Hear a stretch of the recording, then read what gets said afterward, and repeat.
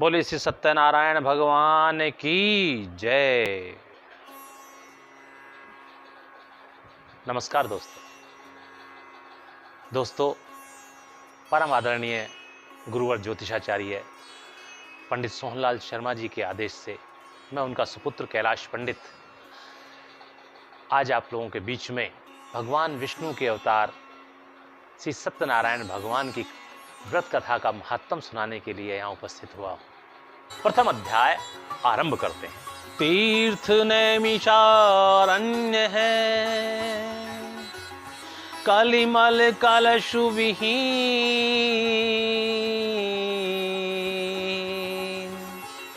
रहते थे वहाँ सूत जी, तप करने में लीन। विख्यात तत्वदर्शी थे वे, विख्यात तत्वदर्शी थे वे, नाना विषयों के ज्ञाता थे, नाना विषयों के ज्ञाता थे। रोचक पुराण गाथाओं के अति ही प्रवीण व्याख्याता थे, रोचक पुराण गाथाओं के अति ही प्रवीण व्याख्याता थे। नित धर्म शास्त्र के गूढ़ तत्व, नित धर्म शास्त्र के गूढ़ तत्व सबको बतलाया करते थे, सबको समझाया करते थे, सबको समझाया करते थे। यम नियम सहित व्रत के विधान गाया बतलाया करते थे, यम नियम सहित व्रत के विधान गाया बतलाया करते थे। उनके समीप में एक समय ऋषि शौनकादि उत्सुकता से पहुँचे और पूछा प्रश्न एक, अभिवादन कर अति श्रद्धा से पहुँचे और पूछा प्रश्न एक, अभिवादन कर अति श्रद्धा से। क्या पूछा? हे मुनि कृपालु यह तो कहिए, हे मुनि कृपालु यह तो कहिए, उत्तम व्रत आराधन क्या है, उत्तम व्रत आराधन क्या है। मनवांचित फल देने वाला इस कलयुग में साधन क्या है, मनवांचित फल देने वाला इस कलयुग में साधन क्या है। बोले श्री सत्यनारायण भगवान की जय। एक समय नैमिषारण्य तीर्थ में शौनक आदि 88,000 ऋषियों ने श्री सूत जी से पूछा कि हे प्रभु, इस कलयुग में वेद विद्या रहित मनुष्यों को प्रभु भक्ति किस प्रकार मिलेगी तथा उनका उद्धार कैसे होगा। अर्थात जिन मनुष्यों ने वेदों पुराणों तथा शास्त्रों का अध्ययन नहीं किया है उनको मुक्ति कैसे मिलेगी, उन्हें मोक्ष कैसे प्राप्त होगी। इसलिए हे मुनिश्रेष्ठ, कोई ऐसा तप कहिए जिससे थोड़े ही समय में पुण्य प्राप्त होए तथा मनवांछित फल मिले। वह सब सुनने की हमारी परम इच्छा है। सूत जी बोले, हे वैष्णव में पूज्य, आप सबने सर्व प्राणियों के हित की बात पूछी, अतः आज मैं प्रेमवश होकर आप लोगों को उस व्रत व पूजन के विषय में बतलाता हूं जिस व्रत को नारद जी ने श्री लक्ष्मीपति नारायण से पूछा था और श्री लक्ष्मीपति ने मुनि श्रेष्ठ नारद जी से कहा था। सो ध्यान से सुनो और आप भी ध्यान से सुनिए। बोले श्री सत्यनारायण भगवान की जय। वीणा हाथों में लिए करते हरि गुण गान, आए मृत्यु लोक में नारद दया निधान। सूत जी कहते हैं, एक समय योगी राज नारद जी दूसरों के हित की इच्छा से अनेक लोकों में घूमते हुए मृत्यु लोक में आ पहुंचे, मृत्यु लोक में आगमन किया। उन्होंने अनेक योनियों में जन्मे जीवों व मनुष्यों का निरीक्षण किया और पाया कि मनुष्य तरह तरह के कलेशों से युक्त है। ऐसा देखकर नारद जी का दयालु चित्त द्रवित हो उठा और करुणा के अश्रु उनके नैनों से छलक आए। सोचने लगे, नारायण नारायण, हे भगवान, किस यत्न किस उपाय के करने से मृत्यु लोक के जीवों के दुख कलेश मिट सकते हैं तथा आपदाओं व विपदाओं से उनकी रक्षा संभव है। परंतु बहुत सोच विचार करने के पश्चात भी जब उन्हें कोई उपाय समझ में नहीं आया, तो ये सोचकर कि शायद वैकुंठनाथ इसका कोई उपाय, कोई इसका निदान बता सके, ऐसा विचार मन में लेकर वे विष्णु लोक को गए। और विष्णु लोक में जब पहुंचते हैं, वहां श्वेत वर्ण 4 भुजाओं वाले देवों के ईश भगवान श्री नारायण, जिनके हाथों में शंख, चक्र, गदा और पद्म थे तथा वरमाला पहने हुए थे, और शेषनाग जी के दिव्य आसन पर विराजमान थे। कमलापति के वामांग में कमला जी, लक्ष्मी जी शोभायमान थी, जो बड़ी श्रद्धा व निष्ठा के साथ कमलापति के पद कमलों को अपने कोमल हाथों से दबा रही थी। पास खड़े जय विजय उच्च स्वर में नारायण का गुणगान कर रहे थे, नारायण का जय जयकार कर रहे थे। किस प्रकार कर रहे थे, आइए हम लोग भी करते हैं।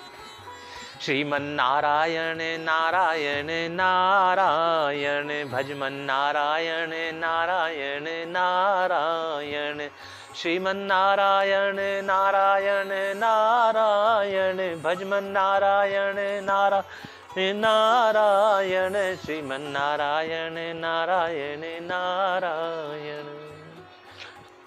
सूत जी कहते हैं कि ब्रह्म ऋषि ने जाकर कमलापति को दंडवत प्रणाम किया। ब्रह्म ऋषि को देख कर उठे विष्णु भगवान, आगे बढ़ स्वागत किया श्री समेत श्रीमान। विष्णु भगवान ने आगे बढ़कर सह सम्मान नारद जी को उठाया। नारद करवत बोले, नारायण नारायण, हे भगवान, आप अत्यंत शक्ति से संपन्न हैं, मन तथा वाणी भी आपको नहीं पा सकती।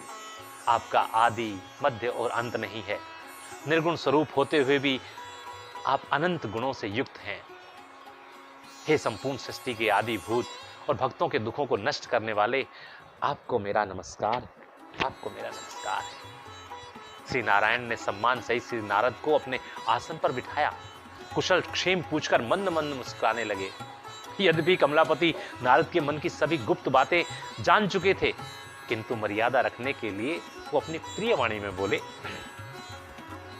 हे मुनि श्रेष्ठ, ये तो सर्वविदित है कि आपका जन्म व जीवन जग में निस्वार्थ भाव के लिए हुआ है। आपके दर्शन मात्र से भक्त कृतार्थ हो जाते हैं। हे मुनि श्रेष्ठ, आपके यहाँ आने का प्रधान कारण क्या है? किस असाधारण कार्य के लिए, किस उद्देश्य के कारण आपका यहाँ आगमन हुआ है? निसंकोच कहें। नारद जी ने हाथ जोड़कर कहा, हे भगवान, मृत्युलोक में सभी प्राणी जो अनेक अनेक योनियों में उत्पन्न हुए हैं, पैदा हुए हैं, वे अपने अपने पाप कर्मों के द्वारा अनेक प्रकार के दुखों से दुखी हैं। हे दीनों के दयाल, हे जगदीश्वर, यदि आप मुझ पर दया रखते हैं तो कृपा करके बतलाइए कि उन मनुष्यों के सब दुख थोड़े ही प्रयत्न से कैसे दूर हो सकते हैं। विष्णु भगवान बोले, हे नारद, आपने समस्त संसार के ऊपर कृपा करने की इच्छा से बड़ी ही उत्तम बात पूछी है। इसी कारण आप सर्वपूज्य हैं। वैसे तो सुख दुख, जीवन मरण, जीवन का एक चक्र है। मुनिराज, आजकल कलयुग है और कलयुग का अद्भुत लक्षण है, इस हाथ करो उस हाथ भरो, अर्थात पाप पुण्य, अच्छाई बुराई, परोपकार अपकार जो तुमने किया है उसका फल इसी जन्म में यश अपयश, दुख सुख, आनंद व कष्टों के रूप में आपको भोगना होगा। इस घोर कलेश में, कलयुग में जब तप योग यज्ञ करना अति कठिन व दुष्कर कार्य है। लेकिन तुम्हारी भक्ति से प्रसन्न होकर आज मैं तुम्हें एक ऐसे व्रत के विषय में बतलाता हूं जो बहुत पुण्य का देने वाला है। स्वर्ग तथा मृत्युलोक दोनों में दुर्लभ व्रत है, और वह व्रत है भगवान श्री सत्यनारायण जी का व्रत व पूजन। सतयुग में जो फल हजारों सालों की तपस्या व यज्ञ के द्वारा प्राप्त होता है, वह इस कलयुग में श्री सत्यनारायण भगवान का व्रत भली भांति विधि विधान पूर्वक करने से मनुष्य शीघ्र ही सुख भोग कर मोक्ष को प्राप्त होता है। नारद जी ने प्रसन्नता से पूछा, नारायण, हे कृपालु, उस व्रत का क्या फल है, क्या विधान है, और किसने यह व्रत किया है, और किस दिन यह व्रत करना चाहिए, कृपया विस्तार पूर्वक कहें। विष्णु भगवान बोले, हे मुनिराज, दुख शोक आदि को दूर करने वाला, धन धान्य को बढ़ाने वाला, सौभाग्य तथा संतान को देने वाला तथा यह व्रत सब स्थानों पर विजयी कराने वाला है। मनुष्य अगर चाहे तो किसी भी दिन भक्ति और श्रद्धा के साथ इस व्रत को कर सकता है, तथापि संक्रांति व पूर्णिमा इसके लिए परम पूज्य पुनीत तिथि मानी गई है। लक्ष्मी जी ने आश्चर्यचकित होकर पूछा, हे नाथ, आपने तिथि और व्रत का फल क्या होगा ये तो बता दिया, लेकिन इस व्रत को करने की विधि क्या होगी जिससे भक्तजन मनवांछित फल प्राप्त कर सकेंगे। विष्णु जी बोले, हे देवी, इस व्रत की विधि अन्य व्रतों की तुलना में अत्यंत सरल और सीधी है। मनुष्य या भक्त जिस दिन भी यह व्रत करना चाहता है, उससे एक दिन पूर्व की संध्या के समय मनुष्य भगवान श्री सत्यनारायण की प्रतिमा को ऊंचे आसन, पटरा या चौकी पर स्वच्छ व नए कपड़े पर स्थापित करे तथा इच्छित फल को ध्यान में रखकर अगले दिन जीवों पर दया, बेसहारों का सहारा, गरीबों को इच्छानुसार दान तथा संपूर्ण दिन सत्य बोलने का व्रत रखने का प्रण कर श्री सत्यदेव भगवान का आवाहन करे। व्रत वाले दिन मनुष्य ब्राह्मणों और बंधु बांधवों के साथ धर्मपरायण होकर श्री सत्यनारायण भगवान की पूजा करे, जिसमें सीधे चढ़ावे के रूप में भक्ति भाव से नैवेद्य केले का फल, घी, शुद्ध घी, दूध, चंदन, अक्षत, चावल, मेवे, फल फूल, गेहूं का चूर्ण सवाया लेवे, 1.25 किलो ले। गेहूं के अभाव में साठी चावल का चूर्ण भी ले सकता है, आटा ले सकता है, शक्कर तथा गुड़ ले तथा सब भक्षण योग्य पदार्थ जमा करके भगवान श्री सत्यनारायण को अर्पित कर देवे। उसके पश्चात स्वयं भोजन करे। संपूर्ण दिन भगवान श्री सत्यनारायण का ध्यान कर सत्य का व्रत धारण करे, जीवों पर दया करे, माता पिता व बड़ों का आशीर्वाद ले, उनका आदर सत्कार करे, रात्रि में भजन कीर्तन करते हुए श्रद्धा अनुसार जागरण करे और इसके पश्चात श्री सत्यनारायण का ध्यान करते हुए अपने शयन कक्ष में चला जाए। बोले श्री सत्यनारायण भगवान की जय। इस प्रकार मन वचन से कथा सुने जो भक्त, निश्चय ही उस जीव के मिट जाए सब कष्ट। सूत जी कहते हैं कि इस प्रकार सत्यव्रत का आचरण करने से निश्चय ही मनुष्य की प्रत्येक इच्छा मनोकामना अवश्य पूर्ण हो जाएगी। विशेषकर कलिकाल कलयुग में भूमि पर यही मोक्ष का सरल उपाय है।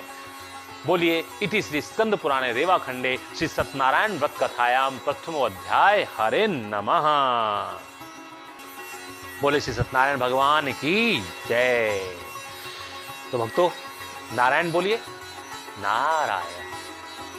मन से नारायण नारायण बोलिए, नारायण नारायण। भाव विभोर होकर नारद जी की तरह 3 बार नारायण बोलेंगे मेरे साथ।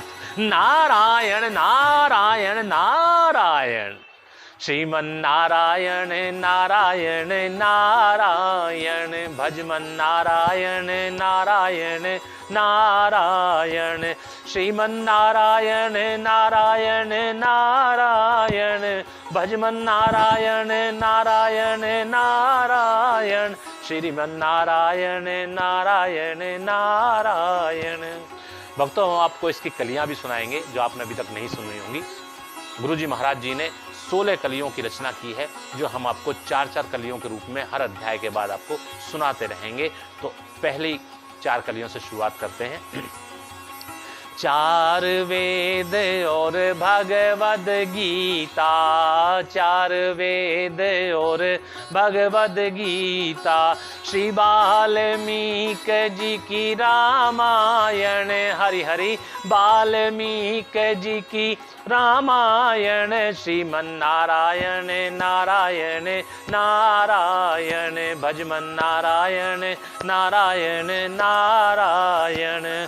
जब जब भीड़ पड़ी भगतन पर, जब जब भीड़ पड़ी भगतन पर, तब तब ले अवतारायण, हरि हरि तब तब ले अवतारायण, श्रीमन नारायण नारायण नारायण, भजमन नारायण नारायण नारायण। मोर मुकुट मुकुराकृत कुंडल, मोर मुकुट मुकुराकृत कुंडल, शंख चक्र गदा धारायण, हरि हरि शंख चक्र गदा धारायण, श्रीमन नारायण नारायण नारायण, भजमन नारायण नारायण नारायण। शिव सनकाद आद ब्रह्मादिक, शिव सनकाद आद ब्रह्मादिक, सुमिर सुमिर भय पारायण, हरि हरि सुमिर सुमिर भय पारायण, श्रीमन नारायण नारायण नारायण, भजमन नारायण नारायण नारायण, श्रीमन नारायण नारायण नारायण, भजमन नारायण नारायण नारायण, श्रीमन नारायण नारायण नारायण, भजमन नारायण नारायण नारायण। दूसरा अध्याय आरंभ करते हैं। ब्रह्म ऋषि और भगवान का यह पवित्र संवाद,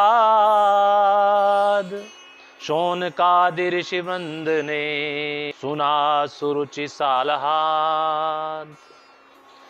बोलो श्री सत्यनारायण भगवान की जय। शौनक ऋषि सूत जी से कहने लगे, हे प्रभु, आपके मुखार बिंद से लक्ष्मीपति द्वारा नारद जी को बताई गई श्री सत्यनारायण व्रत की विधि तथा उसके द्वारा प्राप्त होने वाले फल को सुनकर हमारा हृदय गदगद हो गया। नारायण नारायण नारायण। इस प्रकार तो सत्य का व्रत रखकर कलयुग में मनुष्य सरलता से अपना मनवांछित फल प्राप्त कर सकता है। लक्ष्मी जी कहती हैं, मुनि श्रेष्ठ, कलयुग में सत्य व्रत का आचरण करना उतना सरल नहीं होगा जितना आपको दिखाई दे रहा है, क्योंकि कलयुग में मनुष्य का मुख्य कार्य परनिंदा होगा, मुख्यतः स्त्रियों का। जब तक स्त्रियां सास की बहू से, बहू की सासू से, अड़ोसी की पड़ोसी से और पड़ोसी की दूसरों से निंदा नहीं कर लेंगी, तब तक उनका भोजन नहीं पचेगा। कलयुग में सत्ता का दुरुपयोग बढ़ जाएगा, भ्रष्टाचार चारों ओर व्याप्त होगा, सत्ता, धन व भूमि के लिए आपसी कलेश का बोलबाला होगा। अपनी भाषा, जन्मभूमि, देश तथा वृद्ध माता पिता का अनादर व अपमान करना सम्मान का सूचक कहलाएगा। अब आप ही सोचिए मुनि श्रेष्ठ, जहां हर ओर माया के लिए हाय हाय, मेरा मेरा के लिए युद्ध, भ्रष्टाचार का बोलबाला तथा कुल व संस्कृति को तबाह करने की आपाधापी होगी, उस परिस्थिति में सत्य व्रत का पालन करना कितना दुष्कर होगा। नारद जी दुखित होकर बोले, अर्थात मनुष्यों के कष्टों का निवारण वो बोलना चाहते थे कि लक्ष्मीपति ने उनकी बात को बीच में ही काटते हुए नारद जी से कहा, संभव है, इन परिस्थितियों में भी सत्य व्रत का पालन करना पूर्णतः संभव है नारद। मुनि श्रेष्ठ, मुनिवर, सतयुग, त्रेता युग, द्वापर युग में जो फल जब तप, नेम, धर्म, योग तथा घोर तपस्या द्वारा प्राप्त होता था, वही फल कलयुग में जीवों पर दया करके, वृद्धों का सम्मान करके, जिह्वा को वश में रखकर सकारात्मक सोच तथा प्रबल आत्मविश्वास के द्वारा प्राप्त किया जा सकता है। नारद जी की प्रसन्नता का कोई ठिकाना नहीं रहा। वे अति प्रसन्न हो बोले, नारायण नारायण, हे भगवान, अर्थात जीवों पर दया करके प्रेम और मुक्ति, जिह्वा को वश में रखकर सुख और शांति, सकारात्मक सोच कर धन और धान्य और संपत्ति और पूर्ण आत्मविश्वास द्वारा निश्चित और उज्जवल भविष्य और वृद्धों का सम्मान, माता पिता का आदर सम्मान करके उनको आदर सम्मान देकर इस जन्म में प्रतिष्ठा व सम्मान और अंत में मोक्ष। नारायण नारायण नारायण। विष्णु भगवान मुस्कुराते हुए बोले, हाँ मुनिवर, और इन सब का केंद्र बिंदु होगा सत्य व्रत का पालन करना। देवी लक्ष्मी, ये सभी सुख सरलता से प्राप्त हो सकते हैं यदि मनुष्य महीने में मात्र एक दिन के लिए महीने में धर्मपरायण होकर सत्य व्रत का पालन करेगा। नारद जी सोचते हुए बोले, भगवान, महीने का ये एक दिन तो श्री सत्यनारायण भगवान की महिमा का गुणगान करने में ही निकल जाएगा। आप धन्य हैं प्रभु, आप धन्य हैं। नारायण नारायण नारायण। इस घोर कलयुग में मनुष्य को प्रेम, मुक्ति, सुख, शांति, धन धान्य, संपत्ति, पुत्र प्रतिष्ठा और मोक्ष का कितना सरल उपाय सुझाया है आपने प्रभु। आप निश्चित ही धन्य हैं, आप निश्चय ही धन्य हैं। आपको मेरा कोटि कोटि नमन स्वीकार हो, आपको मेरा कोटि कोटि नमन स्वीकार हो प्रभु। सूत जी कहते हैं कि ये कहते हुए नारद मुनि की आंखों में अश्रु छलक आए, आंसू आ गए और वे लक्ष्मीपति नारायण को बारंबार दंडवत प्रणाम करने लगे। बोले श्री विष्णु भगवान की जय, बोले गुरुवर ज्योतिषाचार्य जी महाराज की जय। सूत जी से सत्यव्रत की महिमा सुनी अपार, कलयुग में मुक्ति के लिए करे जीवों पर उपकार। कलयुग में सुख शांति हेतु रख जिव्या पर अधिकार। मोक्ष प्राप्ति के लिए करे मात पिता का सत्कार। बोले श्री सत्यनारायण भगवान की जय। सूत जी आगे कहते हैं, ऋषिवर शांत चित होकर सुनिए। अब मैं आपको एक ऐसी निराली कथा सुनाने जा रहा हूं जो श्रद्धा व भक्ति भाव से किए गए सत्य व्रत का परिणाम बतलाने वाली है। शौनकादि ऋषि ने कहा, हमारी सुनने की परम इच्छा है प्रभु, सुनाइए। तो सुनिए। सुंदर काशीपुरी नगरी में एक अति निर्धन ब्राह्मण रहता था। नाम था शतानंद, अर्थात सदैव आनंद में रहने वाला। वह भूख और प्यास से बेचैन हुआ नित्य ही पृथ्वी पर घूमता और बड़े ही दुख में समय व्यतीत कर रहा था। भक्तों, लक्ष्य की प्राप्ति के लिए कर्म बहुत ही जरूरी है और जिसकी कमी थी शतानंद में। कर्म की कमी के कारण उसका आत्मविश्वास क्षीण हो चुका था। आत्मविश्वास के निर्बल होने पर निराशा आपको चारों ओर से घेर लेती है। ये निराशा आपको ये विश्वास दिला देती है कि आपके वश में कुछ भी नहीं है, आप कुछ नहीं कर सकते, आपसे कोई काम नहीं हो पाएगा, जिंदगी जीना बड़ा मुश्किल है। आपकी सोच, आपके विचार पूर्णतः निराशावादी हो जाते हैं, अर्थात नकारात्मक सोच, जो कि इस कलयुग में सबसे बड़ा अभिशाप है। भक्तों, ये कलयुग आपको निराशावादी सोच का बनाने की कोशिश करेगा, जिस तरह से शतानंद ब्राह्मण को बना दिया था। कैसे? उन्हीं के मुख से जानते हैं। शतानंद सुबह से भिक्षा मांगने के लिए निकला था। सायंकाल तक भी जब उसे कुछ नहीं मिला तो वह निराश होकर कहने लगा, हे भगवान, कहां है तू कहां है? सुना है जिसे तू पैदा करता है उसका भाग्य भी उसके साथ लिखकर भेजता है। भूखा उठाता है लेकिन भूखा सुलाता नहीं है। अगर ये सच है तो कहां पर सो रहा है मेरा भाग्य? आज कितना ही समय हो गया, प्रातः काल से भिक्षा मांगने निकलता हूं और सायंकाल तक इतना अनाज भी नहीं जुटा पाता हूं कि दोनों समय का पेट भरकर भोजन कर सकूं। हे भगवान, ये कैसा भाग्य दिया है तूने? भगवान, यदि मैं इस पृथ्वी पर भार हूं तो मुझे उठा क्यों नहीं लेते भगवान? नहीं चाहिए मुझे ऐसा जीवन, नहीं चाहिए मुझे ऐसा जीवन, नहीं चाहिए, उठा लीजिए भगवान। भक्तों, माताएं बहनें सदैव इस तरह की परिस्थिति में द्रवित उठती हैं, क्योंकि स्त्री जाति का हृदय बहुत ही कोमल होता है। जिस तरह से शतानंद की स्थिति पर हमारी माताएं बहनें भावुक हो उठी हैं, ठीक उसी प्रकार वैकुंठ लोक में माता लक्ष्मी भी भावुक हो उठी। उन्होंने नारायण से गुहार लगाई, हे नाथ, हे दीन दयाल, ये ब्राह्मण बहुत समय से कष्ट में है, अपना पेट तक नहीं भर पाता। इसके सभी बंधु बांधवों ने इसे छोड़ दिया है, इसे अकेला छोड़ दिया है। मुझसे इसका कष्ट अब देखा नहीं जाता, कृपा कर इसका उद्धार कीजिए स्वामी। भगवान विष्णु बोले, हे देवी, कलयुग में उद्धार केवल कर्म करने से ही हो सकता है। लक्ष्मी जी ने कहा, लेकिन कर्म तो कर रहा है ना प्रभु, देखिए ना, प्रातःकाल भिक्षाटन के लिए निकलता और संध्या होने तक लौट कर आता है। विष्णु जी ने समझाते हुए कहा कि कलयुग में भिक्षाटन को कर्म की श्रेणी में नहीं रखा गया है देवी। भिक्षाटन के अतिरिक्त कुछ कर्म करना भी अनिवार्य है। लक्ष्मी जी आश्चर्य से बोली, हे स्वामी, एक ब्राह्मण का कर्म ही भिक्षाटन है। एक ब्राह्मण को 5 द्वारों से भिक्षाम देही की गुहार लगानी है और उनमें से उसे जो भी प्राप्त हो उसी से अपने उदर की संतुष्टि करनी है, ऐसा ही विधान है। विष्णु जी ने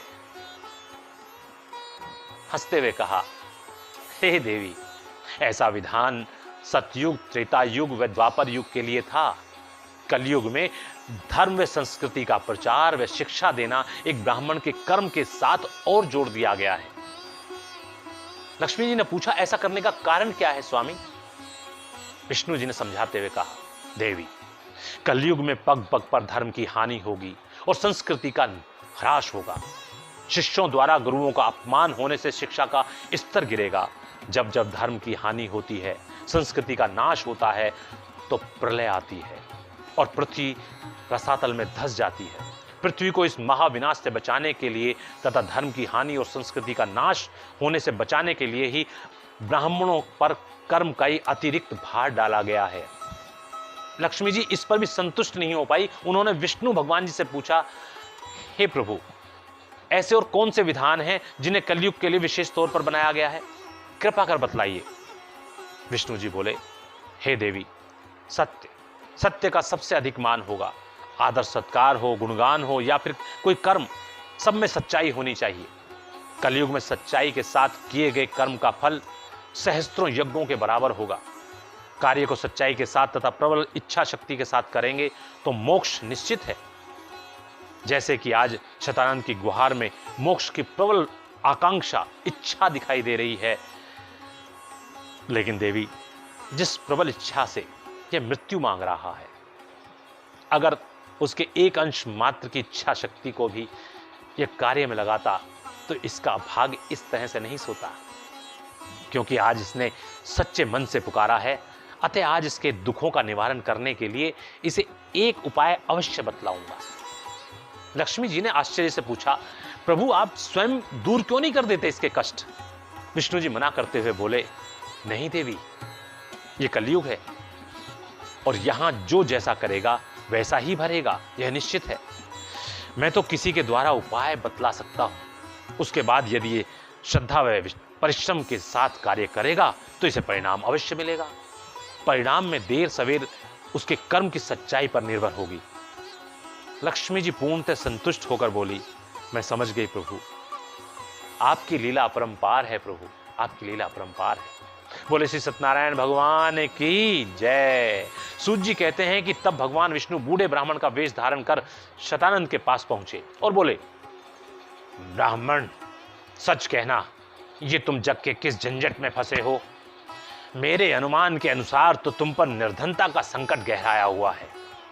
पहले तो अपनी दशा बतलाने में शतानंद को बड़ा संकोच हुआ, किंतु भगवान के समझाने के बाद कि किसी प्रकार का संकोच सोच विचार मत करो, मुझे बताओ। शतानंद बोला कि मुझे भिक्षा मांगने के लिए धनिकों के पास जाना चाहिए या नहीं, मैं इसी उहापोह में हूं। अगर गया तो निश्चय ही वे मुझे प्रताड़ित करके भगा देंगे और भिक्षा भी नहीं देंगे, समय भी व्यर्थ जाएगा। वृद्ध ब्राह्मण के रूप में आए भगवान ने पूछा, और अगर नहीं गए तो क्या यहां भिक्षा मिलेगी? शतानंद ने हंसते हुए कहा, यहां तो भिक्षा कहां से मिलेगी? यही तो झंझट है, जाऊं तो भी भिक्षा नहीं मिलने वाली और ना जाऊं तो भी हाथ खाली।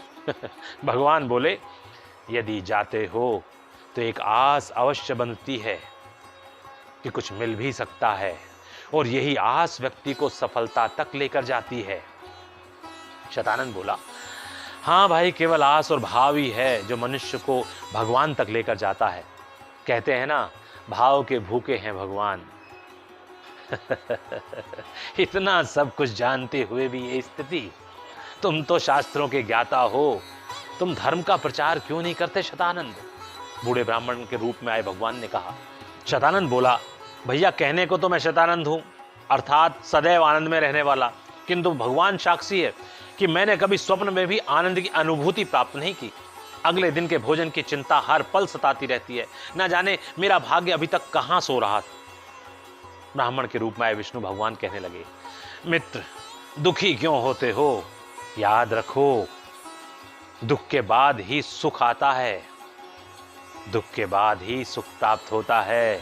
और ये क्यों भूलते हो, 12 वर्षों के बाद तो घूरी के दिन भी फिर जाते हैं, जहाँ कूड़ा डलता है उसके दिन भी फिर जाते हैं, लेकिन मेरे दिन कब फिरेंगे भाई? शतानंद ने दुखी होते हुए कहा, मित्र तुम तो ज्ञानी हो और ज्ञानी लोग अधीर नहीं होते। तुम ही बताओ, क्या बिना परिश्रम किए भी कभी किसी का भाग्य चमका है? भगवान समझाने लगे तो शतानंद ने कहा, मित्र परिश्रम करने में मुझे कोई आपत्ति नहीं है, वैसे भी भिक्षा के लिए मैं प्रातः काल से संध्या तक मारा मारा फिरता हूँ। मित्र यदि तुम कोई उपाय जानते हो जिसे मैं कर सकता हूँ तो कृपा कर मुझसे कहो। विष्णु भगवान बोले, उपाय तो मैं ऐसा जानता हूँ जिसमें हल्दी लगे ना फिटकरी और रंग चोखा ही चोखा। बस तुम्हें मारा मारा फिरने की बजाय अपने लक्ष्य को सही दिशा और सही गति देनी होगी। हे मित्र शीघ्र मुझे बताओ, मैं जीवन पर्यंत तुम्हारा उपकार नहीं भूलूंगा।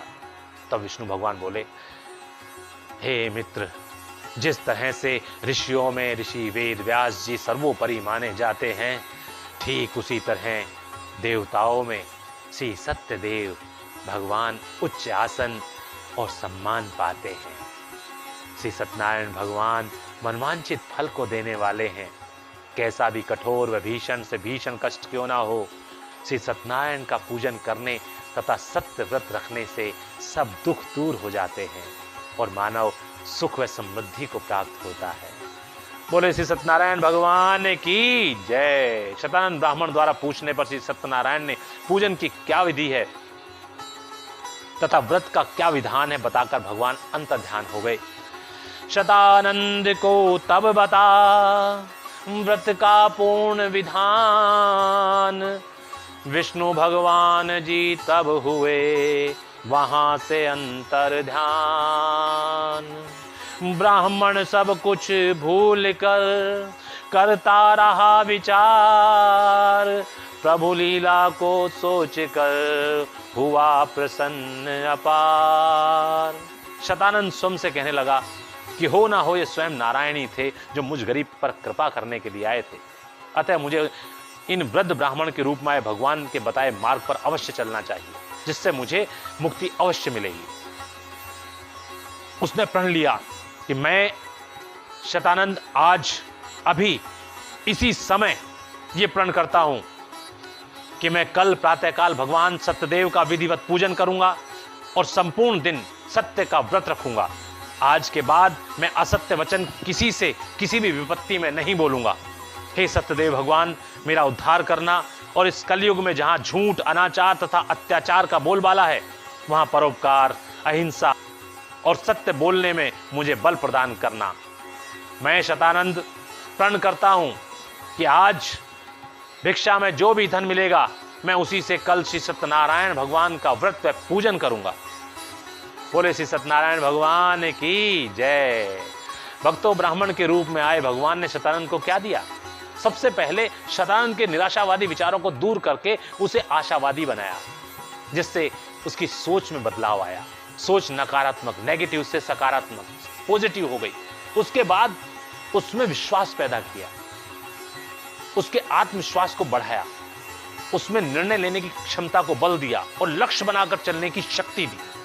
भक्तों, जब आप लक्ष्य बनाकर उत्साह में भरकर कार्य करने का निर्णय लेते हैं तो आपकी ज्ञानेंद्रियां आपके कार्य की सफलता में आने वाले रोड़ों को, बाधाओं को कैसे हटाया जाए इस ओर सोचना शुरू कर देती हैं और आपको रातों को नींद नहीं आती।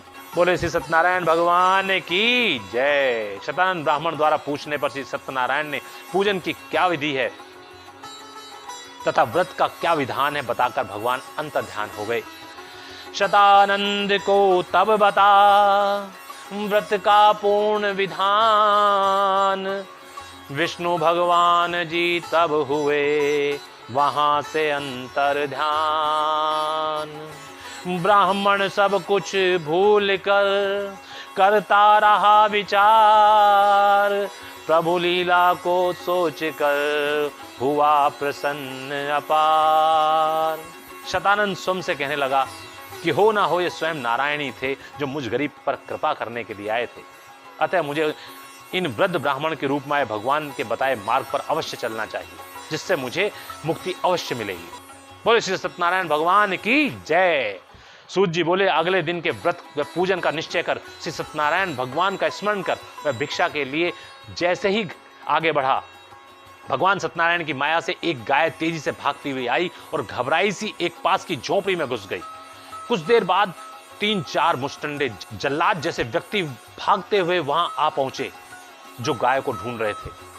उनके हाथों में तेज धार वाले हथियार थे, जिन्हें देखकर शतानंद को समझने में देर नहीं लगी कि वो कसाई हैं जो गाय को काटकर उसका मांस भक्षण करना चाहते हैं। उन्होंने आकर शतानंद से पूछा कि क्या इधर कोई गाय आई थी। शतानंद मना करना चाहते थे जिससे गाय उनको ना मिले, लेकिन अभी अभी उन्होंने सत्य बोलने का व्रत लिया था, इसे ही सोचते हुए उनका सिर हाँ में हिल गया। कसाईयों ने आगे पूछा, तो वो कहां गई, किस तरफ गई। शतानंद परेशान हो उठे कि सच्चाई बताकर सत्यव्रत का पालन करें, भले ही गाय को काट दिया जाए, या फिर झूठ बोलकर गाय को बचाकर अपने ब्राह्मण तथा इंसान होने का कर्तव्य फर्ज अदा किया जाए। अंत में उन्होंने झूठ बोलकर गाय के प्राण बचाना ही उचित समझा और कसाईयों को दूसरे रास्ते पर भेज दिया और गाय को बचा लिया। लेकिन अपने झूठ के लिए शतानंद पश्चाताप कर ही रहे थे कि एक साहूकार ने, जो ये सब देख रहा था, एक पपीते का फल शतानंद को देते हुए कहा कि ये मंदिर में चढ़ाने के लिए जा रहा था, लेकिन आपकी इंसानियत तथा जीवों के प्रति प्यार को देखकर मैं फल आपको दान करना चाहता हूं, कृपया इसे स्वीकार कीजिए। शतानंद ने जिस इच्छा से वह साहूकार फल दान करना चाहता था, उसकी इच्छा पूर्ति का आशीर्वाद दिया और वह फल स्वीकार कर दिया। ये एक ब्राह्मण का धर्म है, यदि कोई उसको कोई दान में चीज देता है, इच्छा पूर्ति के आशीर्वाद को देकर वह दान ग्रहण करे। तो शतानंद ने भी स्वीकार कर लिया, लेकिन इस झूठ बोलने के प्रकरण से शतानंद का मन अंदर से बड़ा विचलित हो गया। उसके मन में अंतर्द्वंद मचा हुआ था कि यह क्या हुआ कि आज ही वृद्ध ब्राह्मण के बताने पर अपने भाग्य को उदय करने के लिए सत्य व्रत का पालन करूंगा, ऐसा व्रत लिया था, और आज ही झूठ बोलकर मैंने भगवान सत्यनारायण का अपमान किया है। और यही कारण है कि आज पूरे दिन भिक्षा में एक फल के अतिरिक्त कुछ भी प्राप्त नहीं हुआ है। एक पपीते के फल से मैं भला कल भगवान श्री सत्यदेव का पूजन कैसे करूंगा। इन विचारों के कारण उसे रात्रि में नींद नहीं आई।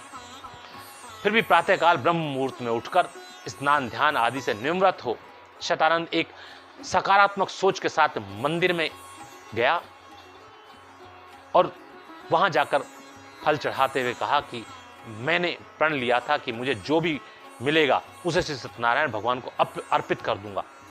वह अगर मुझे भिक्षा में मात्र एक फल मिला है तो ये भी भगवान की इच्छा है।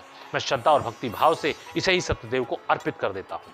शतानंद ने मंदिर में जाकर भगवान श्री सत्यनारायण का विधि पूर्वक पूजन किया और बड़ी श्रद्धा से पपीते का फल भगवान को अर्पित कर दिया। उसके असीम भक्ति व श्रद्धा पूर्वक विधिवत पूजन को देखकर मंदिर के पुजारी आश्चर्यचकित रह गए और उन्होंने कहा, इतना शुद्ध उच्चारण और शास्त्रों का ज्ञाता उन्होंने आज तक नहीं देखा है। ऐसा आश्चर्य करके मंदिर के पुजारी ने उनसे कहा। ऐसा सुनने पर शतानंद को असीम आनंद की प्राप्ति हो रही थी। उसे लग रहा था कि निश्चय ही अब उसके दुख दर्द दूर हो जाएंगे, लेकिन उसकी प्रसन्नता उस समय उड़ गई जब मंदिर के पंडित ने यह कहकर फल शतानंद को वापस लौटा दिया कि यह तो कटा हुआ फल है और खंडित फल भगवान को अर्पित नहीं किया जाता, चढ़ाया नहीं जाता, यह भगवान को स्वीकार नहीं है। शतानंद बहुत दुखित और चिंतित हो उठे, दुखी ये सोचकर कि भगवान ने कल बोले गए झूठ के कारण उनकी पूजा को स्वीकार नहीं किया, और चिंतित ये सोचकर कि आज की पूजा भी बेकार जाएगी यदि दक्षिणा के रूप में कुछ भी चढ़ाया नहीं तो, क्योंकि उसके पास तो दक्षिणा के लिए मात्र ये एक फल ही है। ऐसा सोच सोचकर शतानंद रोने लगा, विलाप करने लगा कि अब वो क्या करे। उसे रोता हुआ तथा विलाप करते हुए देखकर बैकुंठ लोक में माता लक्ष्मी का हृदय भाव विभोर हो गया। उनके अश्रु छलक आए। तब माता लक्ष्मी ने मीठे शब्दों में लक्ष्मी नारायण से प्रार्थना की, हे नाथ, अब आप और कितनी परीक्षा लेंगे इस बेचारे निर्धन ब्राह्मण की। इसका विलाप अब और सहन नहीं होता। अब आप प्रसन्न हो जाइए, कृपया प्रसन्न हो जाइए। नारायण पूछने लगे, क्यों देवी, क्या हुआ? हम तो प्रसन्न ही हैं, हम तो प्रसन्न हैं उसकी भक्ति से। लक्ष्मी जी ने दुखी स्वर में कहा, हे नाथ, क्यों आप मुझे भी छलना चाहते हैं? पहले जाकर उस निर्धन ब्राह्मण को सत्यदेव का व्रत व पूजन करने का मार्ग बताकर आते हैं, फिर अगले ही पल माया से गाय को भेजकर उसे धर्म संकट में डालकर उससे झूठ बुलवा लेते हैं, उसे अपने सत्यव्रत से डिगा देते हैं। बेचारे ने भिक्षा में मिलने वाले धन से सत्यदेव का व्रत व पूजन करने का संकल्प लिया, तो आपने उसे भिक्षा में सिवाय एक फल के कुछ भी नहीं दिलाया है? और उसने विश्वास कर आपके द्वारा वृद्ध ब्राह्मण के रूप में बताए गए मार्ग पर आगे चलते हुए जब श्रद्धा और भक्ति भाव से पूजन कर दक्षिणा में वही फल चढ़ाया, तो आपने उसे भी अस्वीकार कर दिया।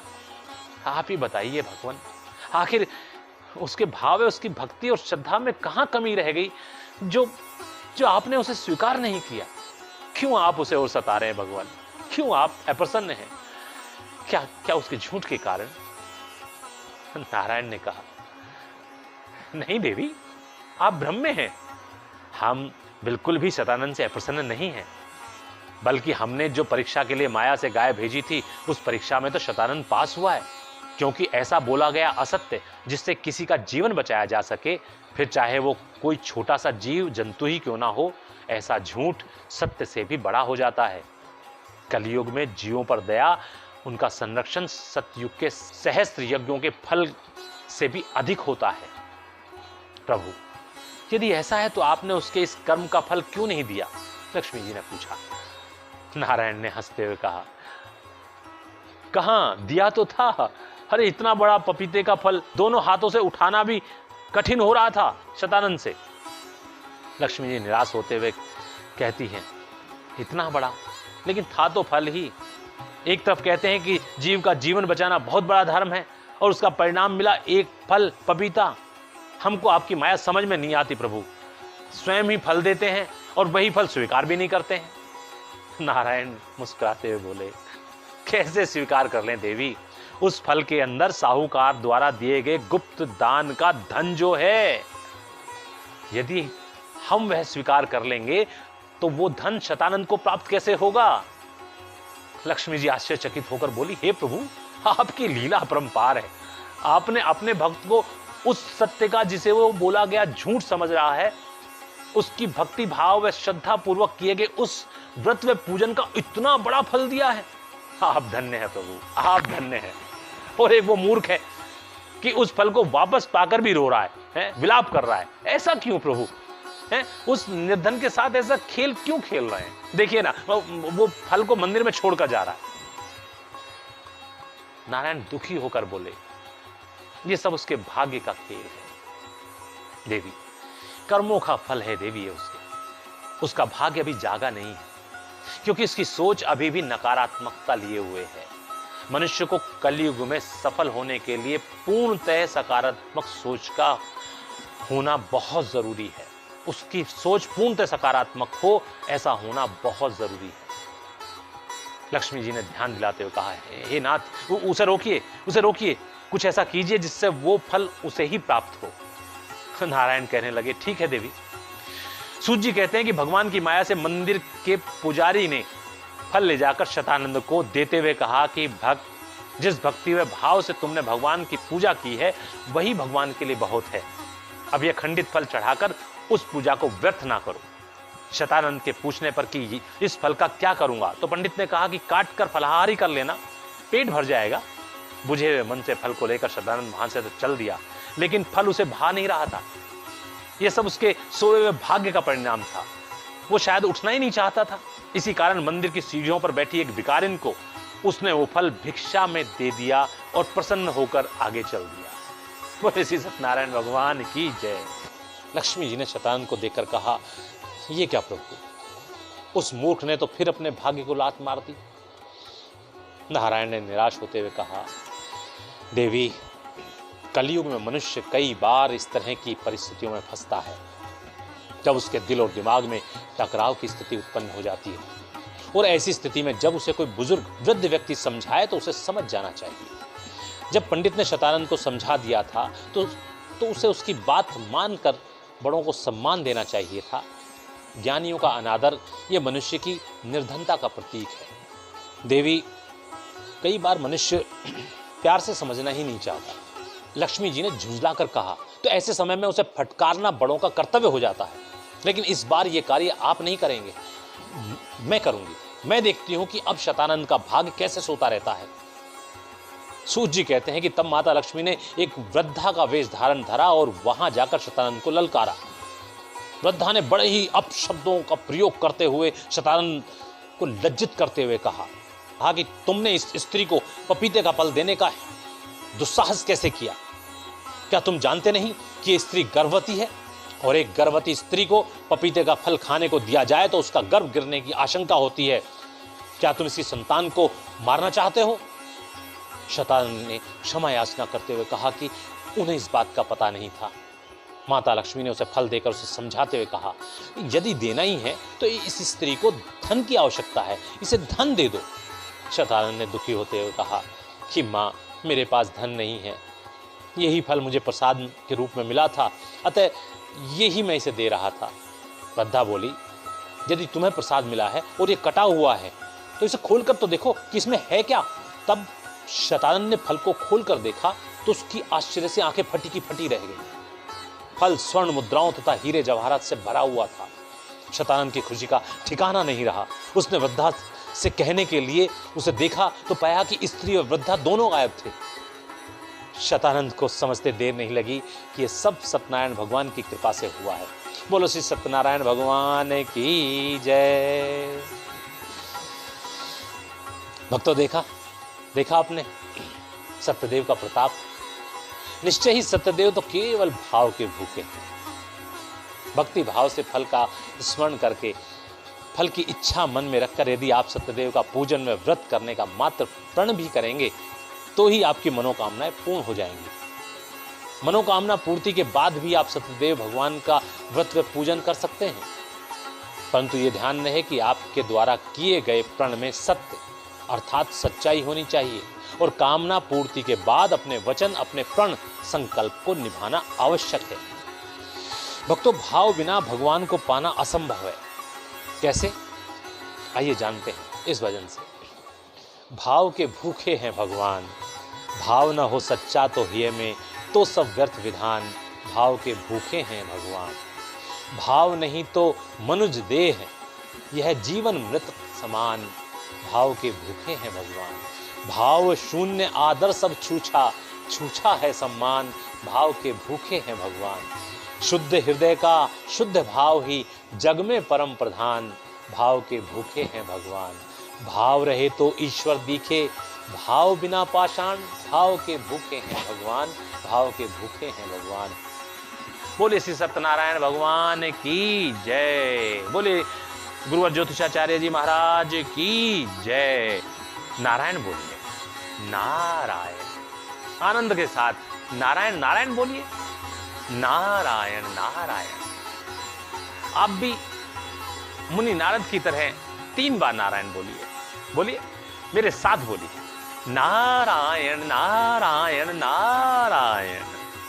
श्रीमन नारायण नारायण नारायण। भजमन नारायण नारायण नारायण। श्रीमन नारायण नारायण नारायण। भजमन नारायण नारायण नारायण। श्रीमन नारायण नारायण नारायण।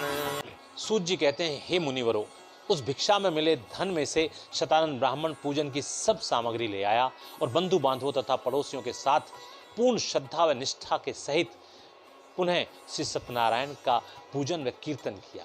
उसके बाद वह हर मास संक्रांति तथा पूर्णिमा के दिन व्रत व पूजन करने लगा तथा दूसरों के यहाँ कराने लगा।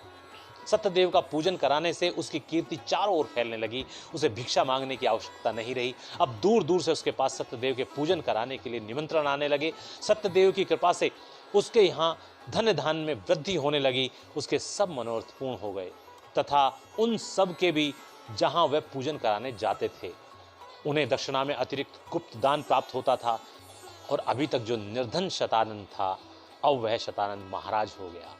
मुनियों, आज भी पृथ्वी पर जो इस व्रत व पूजन को करेगा वह सब पापों से छूट जाएगा तथा मोक्ष को प्राप्त होगा। बोले श्री सत्यदेव भगवान की जय।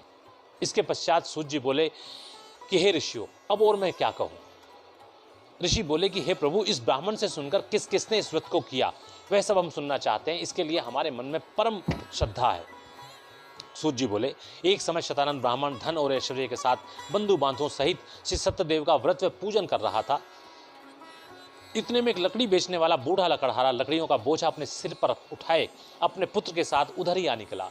प्यास के कारण दोनों का गला सूखा जा रहा था। बच्चे ने पानी मांगा तो लकड़हारे ने कहा, बेटा थोड़ा सा सब्र और करो, यहीं कहीं मेरे मित्र शतानंद की कुटिया है। वो भिक्षा मांगकर अपना जीवन व्यापन करते थे। वे हमारी ही तरह निर्धन हैं, इसलिए उनके यहाँ हमें पानी अवश्य मिलेगा। बच्चा कहने लगा, पिताजी ये इतने बड़े बड़े महल हैं जो अभी गए हैं, क्या इनके यहाँ पानी नहीं होता है? लकड़हारा बोला, नहीं बेटा, कैसी बातें करते हो। ये सब लोग तो हम जैसे निर्धनों से घृणा करते हैं। ये पानी पिलाना दूर, हम जैसों से बात तक करना पसंद नहीं करते। मैं उन लोगों से पूछता हूँ जो आ रहे हैं। ए भाई, कृपा करके बस इतना बता दो कि यहाँ कहीं एक शतानंद ब्राह्मण रहते थे, वो कहाँ गए? एक व्यक्ति बोलता है कि शतानंद? कौन शतानंद? कहीं तुम शतानंद महाराज के विषय में तो नहीं पूछ रहे हो? शतानंद महाराज तो उस सामने वाले महल में रहते हैं। लकड़हारा झिझकते हुए बोला, उस महल में? नहीं, वो तो अति निर्धन ब्राह्मण थे। व्यक्ति बोला, हाँ, वे वही रहते हैं। वे अब निर्धन नहीं रहे। भगवान सत्यनारायण की कृपा से शास्त्रों के ज्ञाता शतानंद महाराज हो गए हैं। सूत जी कहते हैं कि यह सुनकर लकड़हारा लकड़ी का गट्ठा द्वार पर रखकर बच्चे के साथ अंदर गया। वहां अंदर जाते ही जलपान की व्यवस्था थी। स्वागत करने वालों ने निवेदन किया और दोनों ने जलपान ग्रहण किया। दोनों अंदर गए। वहां शतानंद को सामने बैठा देखकर लकड़हारा अति प्रसन्न हुआ। पूजन करने में मगन देखकर बच्चे के साथ वहीं चुपचाप बैठ गया। ध्यान टूटने पर लकड़हारे ने शतानंद को नमस्कार किया। पूजा समाप्त कर शतानंद ने आकर लकड़हारे को गले से लगा लिया। लकड़हारा भाव विभोर होकर कहने लगा, मित्र शतानंद, तुमने मुझ निर्धन को पहचान कर गले लगाकर मेरी मित्रता पर बहुत बड़ा उपकार किया है। शतानंद ने कहा, नहीं मित्र, सच्चा मित्र वही होता है जो दुख सुख में दोनों में मित्र का साथ दे, मित्र के काम आए। लकड़हारा भावुक होकर बोला, धन्यवाद मित्र, आपने मित्रता की परिभाषा को चरितार्थ किया है। लेकिन मित्र, ये भक्ति युक्त चित्त से आप क्या कर रहे थे? शतानंद ने कहा कि मित्र, ये श्री सत्यदेव भगवान का पूजन कर रहा था। लकड़हारे ने पूछा, इसके करने से क्या होगा मित्र? शतानंद हंसकर कहने लगा, ये भी बताने की आवश्यकता है? तुम तो जानते ही हो मित्र कि पिछले दिनों में किस तरह जीवन व्यापन करता था। आज ये सब कुछ जो भी है इसी सत्यनारायण भगवान के व्रत व पूजन के कारण ही है, उन्हीं के प्रताप से ही है। लकड़हारे ने पूछा, हे मित्र, कृपया कर मुझसे इस व्रत का पूर्ण विधान कहो।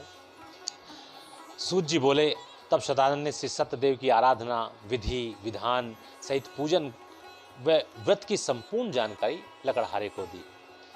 लकड़हारे को सत्यदेव का दिया चरणामृत प्रसाद, गदगद लकड़हारा हुआ प्रसन्न अपार। लकड़हारा प्रसन्न हो कहने लगा, हे मित्र, आज तुमने मुझ पर बहुत बड़ी कृपा की है। भगवान करे सभी को तुम जैसे मित्र मिले जो अपने मित्र को निर्धनता तथा विपदाओं से निकालने का मार्ग बताएं। मैं जल हाथ में लेकर प्रण करता हूं कि मैं भी कल ही श्रद्धा और भक्ति भाव से श्री सत्यदेव भगवान का व्रत व पूजन करूंगा और आज ग्राम में लकड़ी बेचने से जो धन मिलेगा वह श्री सत्यदेव के पूजन पर अर्पित कर दूंगा। ऐसा विशुद्ध संकल्प कर वह नगर हाट को गया। वहां उसे उन लकड़ियों के दाम सत्यदेव की कृपा से दूने चौगुने मिले और आगे भी बहुत सारा धन मिलने की आशा हो गई। बोले श्री सत्यदेव भगवान की जय।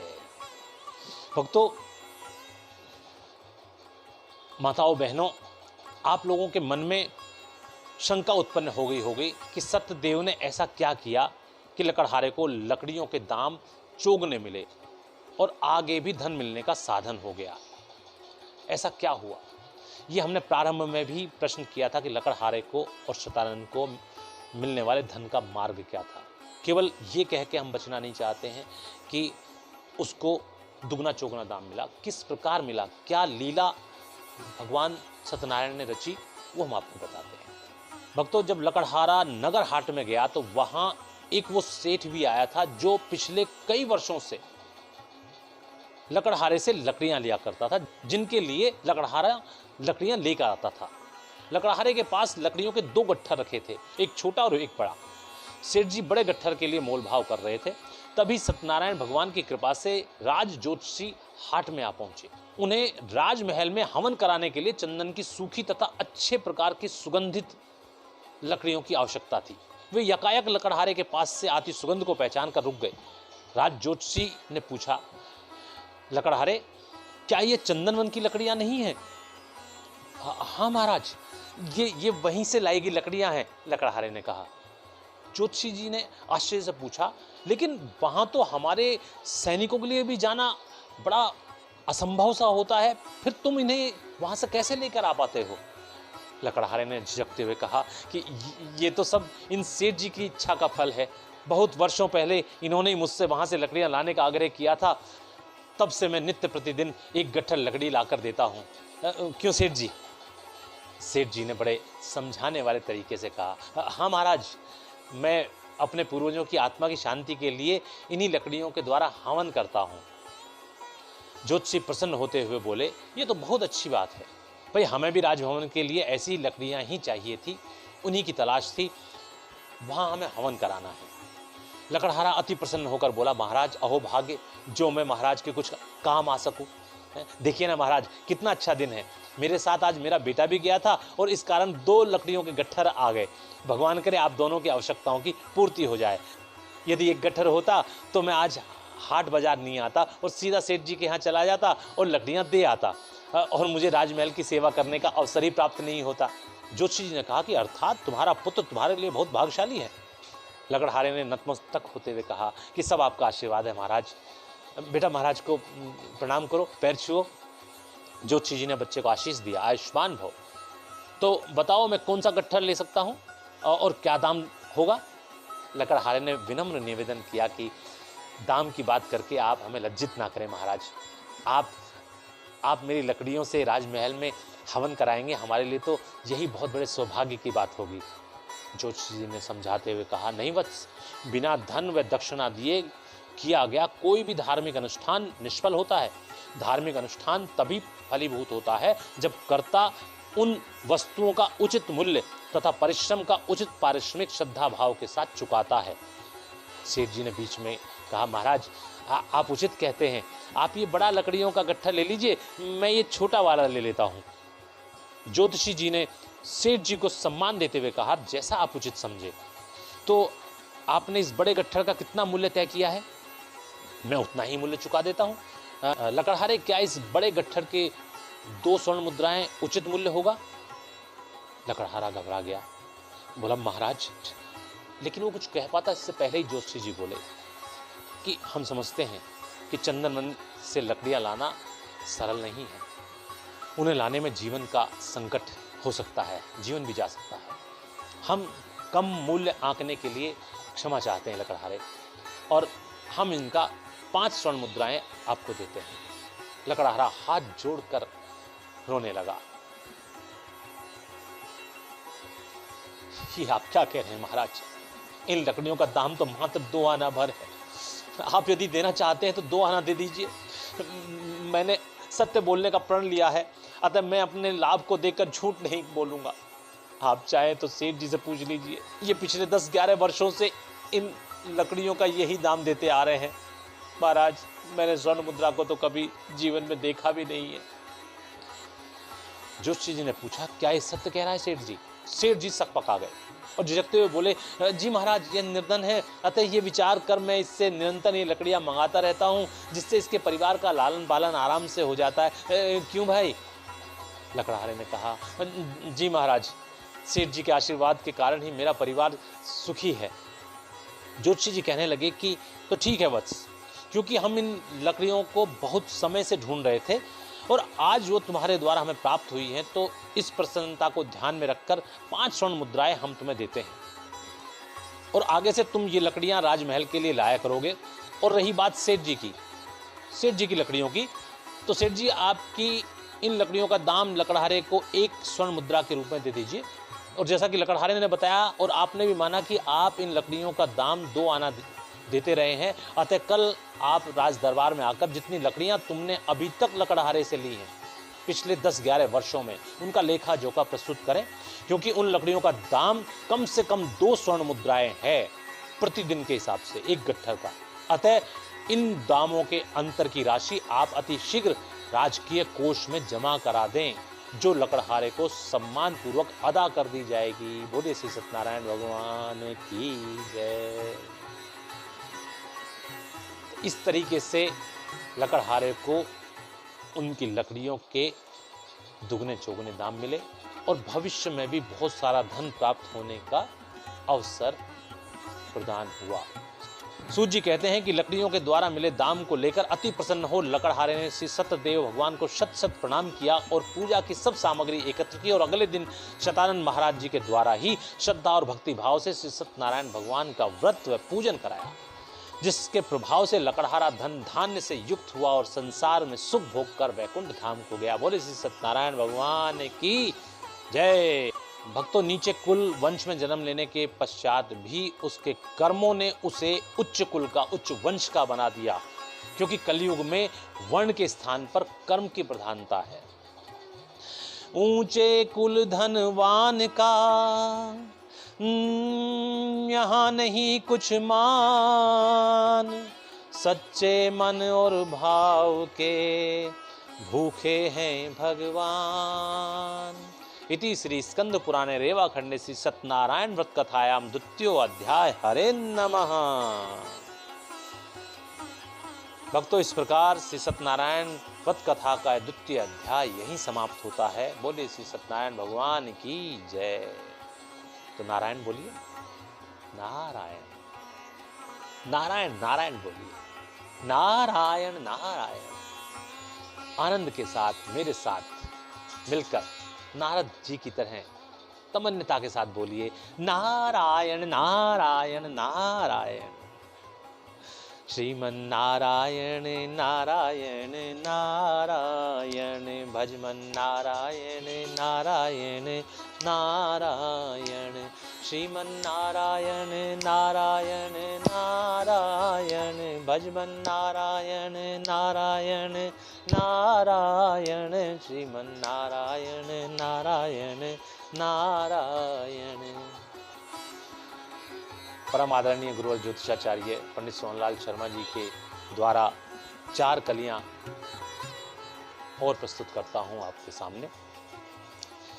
गज और ग्राह लड़े जल भीतर, गज और ग्राह लड़े जल भीतर, लड़त लड़त गज हारायण हरि हरि, लड़त लड़त गज हारायण। श्रीमन नारायण नारायण नारायण, भजमन नारायण नारायण नारायण। जो भर सूंड रही जल बाहर, जो भर सूंड रही जल बाहर, तब हरि नाम उच्चारायण हरि हरि, तब हरि नाम उच्चारायण। श्रीमन नारायण नारायण नारायण, भजमन नारायण नारायण नारायण। गज की टेर सुनी रघुनंदन, गज की टेर सुनी रघुनंदन, गरुड़ छोड़ अब धारायण हरि हरि, गरुड़ छोड़ अब धारायण। श्रीमन नारायण नारायण नारायण, भजमन नारायण नारायण नारायण। काट्यो तंत्र चक्र धारा से, काट्यो तंत्र चक्र धारा से, ग्राह वैकुंठ सिधारायण। हरि हरि ग्राह वैकुंठ सिधारायण। श्रीमन नारायण नारायण नारायण। बोले श्री सत्यनारायण भगवान की जय। तृतीय अध्याय आरंभ करते हैं। सूत जी बोले, हे श्रेष्ठ मुनियों, अब आगे की कथा कहता हूं, सुनो। पहले समय में उल्कामुख नाम का एक बुद्धिमान राजा था। वह सत्यवक्ता और जितेंद्रिय था। प्रतिदिन देव स्थानों पर जाता तथा गरीबों को धन देकर उनके कष्ट दूर करता था। उसकी पत्नी कमल के समान मुख वाली सती साध्वी थी। भद्रशिला नदी के तट पर एक नया मंदिर बनवाकर दोनों अपने पुत्र के साथ श्री सत्यनारायण भगवान का व्रत व पूजन कर रहे थे। ठीक उसी समय साधु नाम का एक वैश्य, जो कि बहुत चतुर और धनवान था, अपनी नौका में सामान लादकर व्यापार करके परदेश से लौटते हुए उधर से निकला।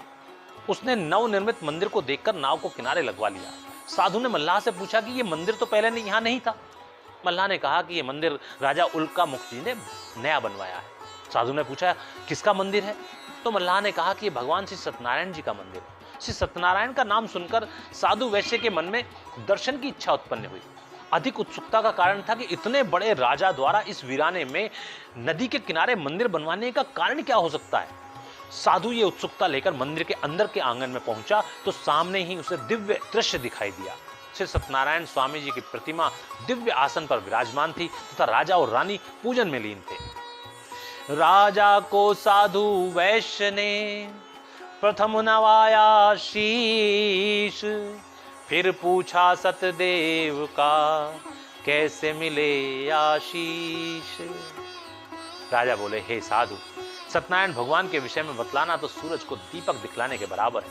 साधु ने पूछा, महाराज, आप सत्यदेव का व्रत पूजन किस कार्य सिद्धि के लिए कर रहे हैं?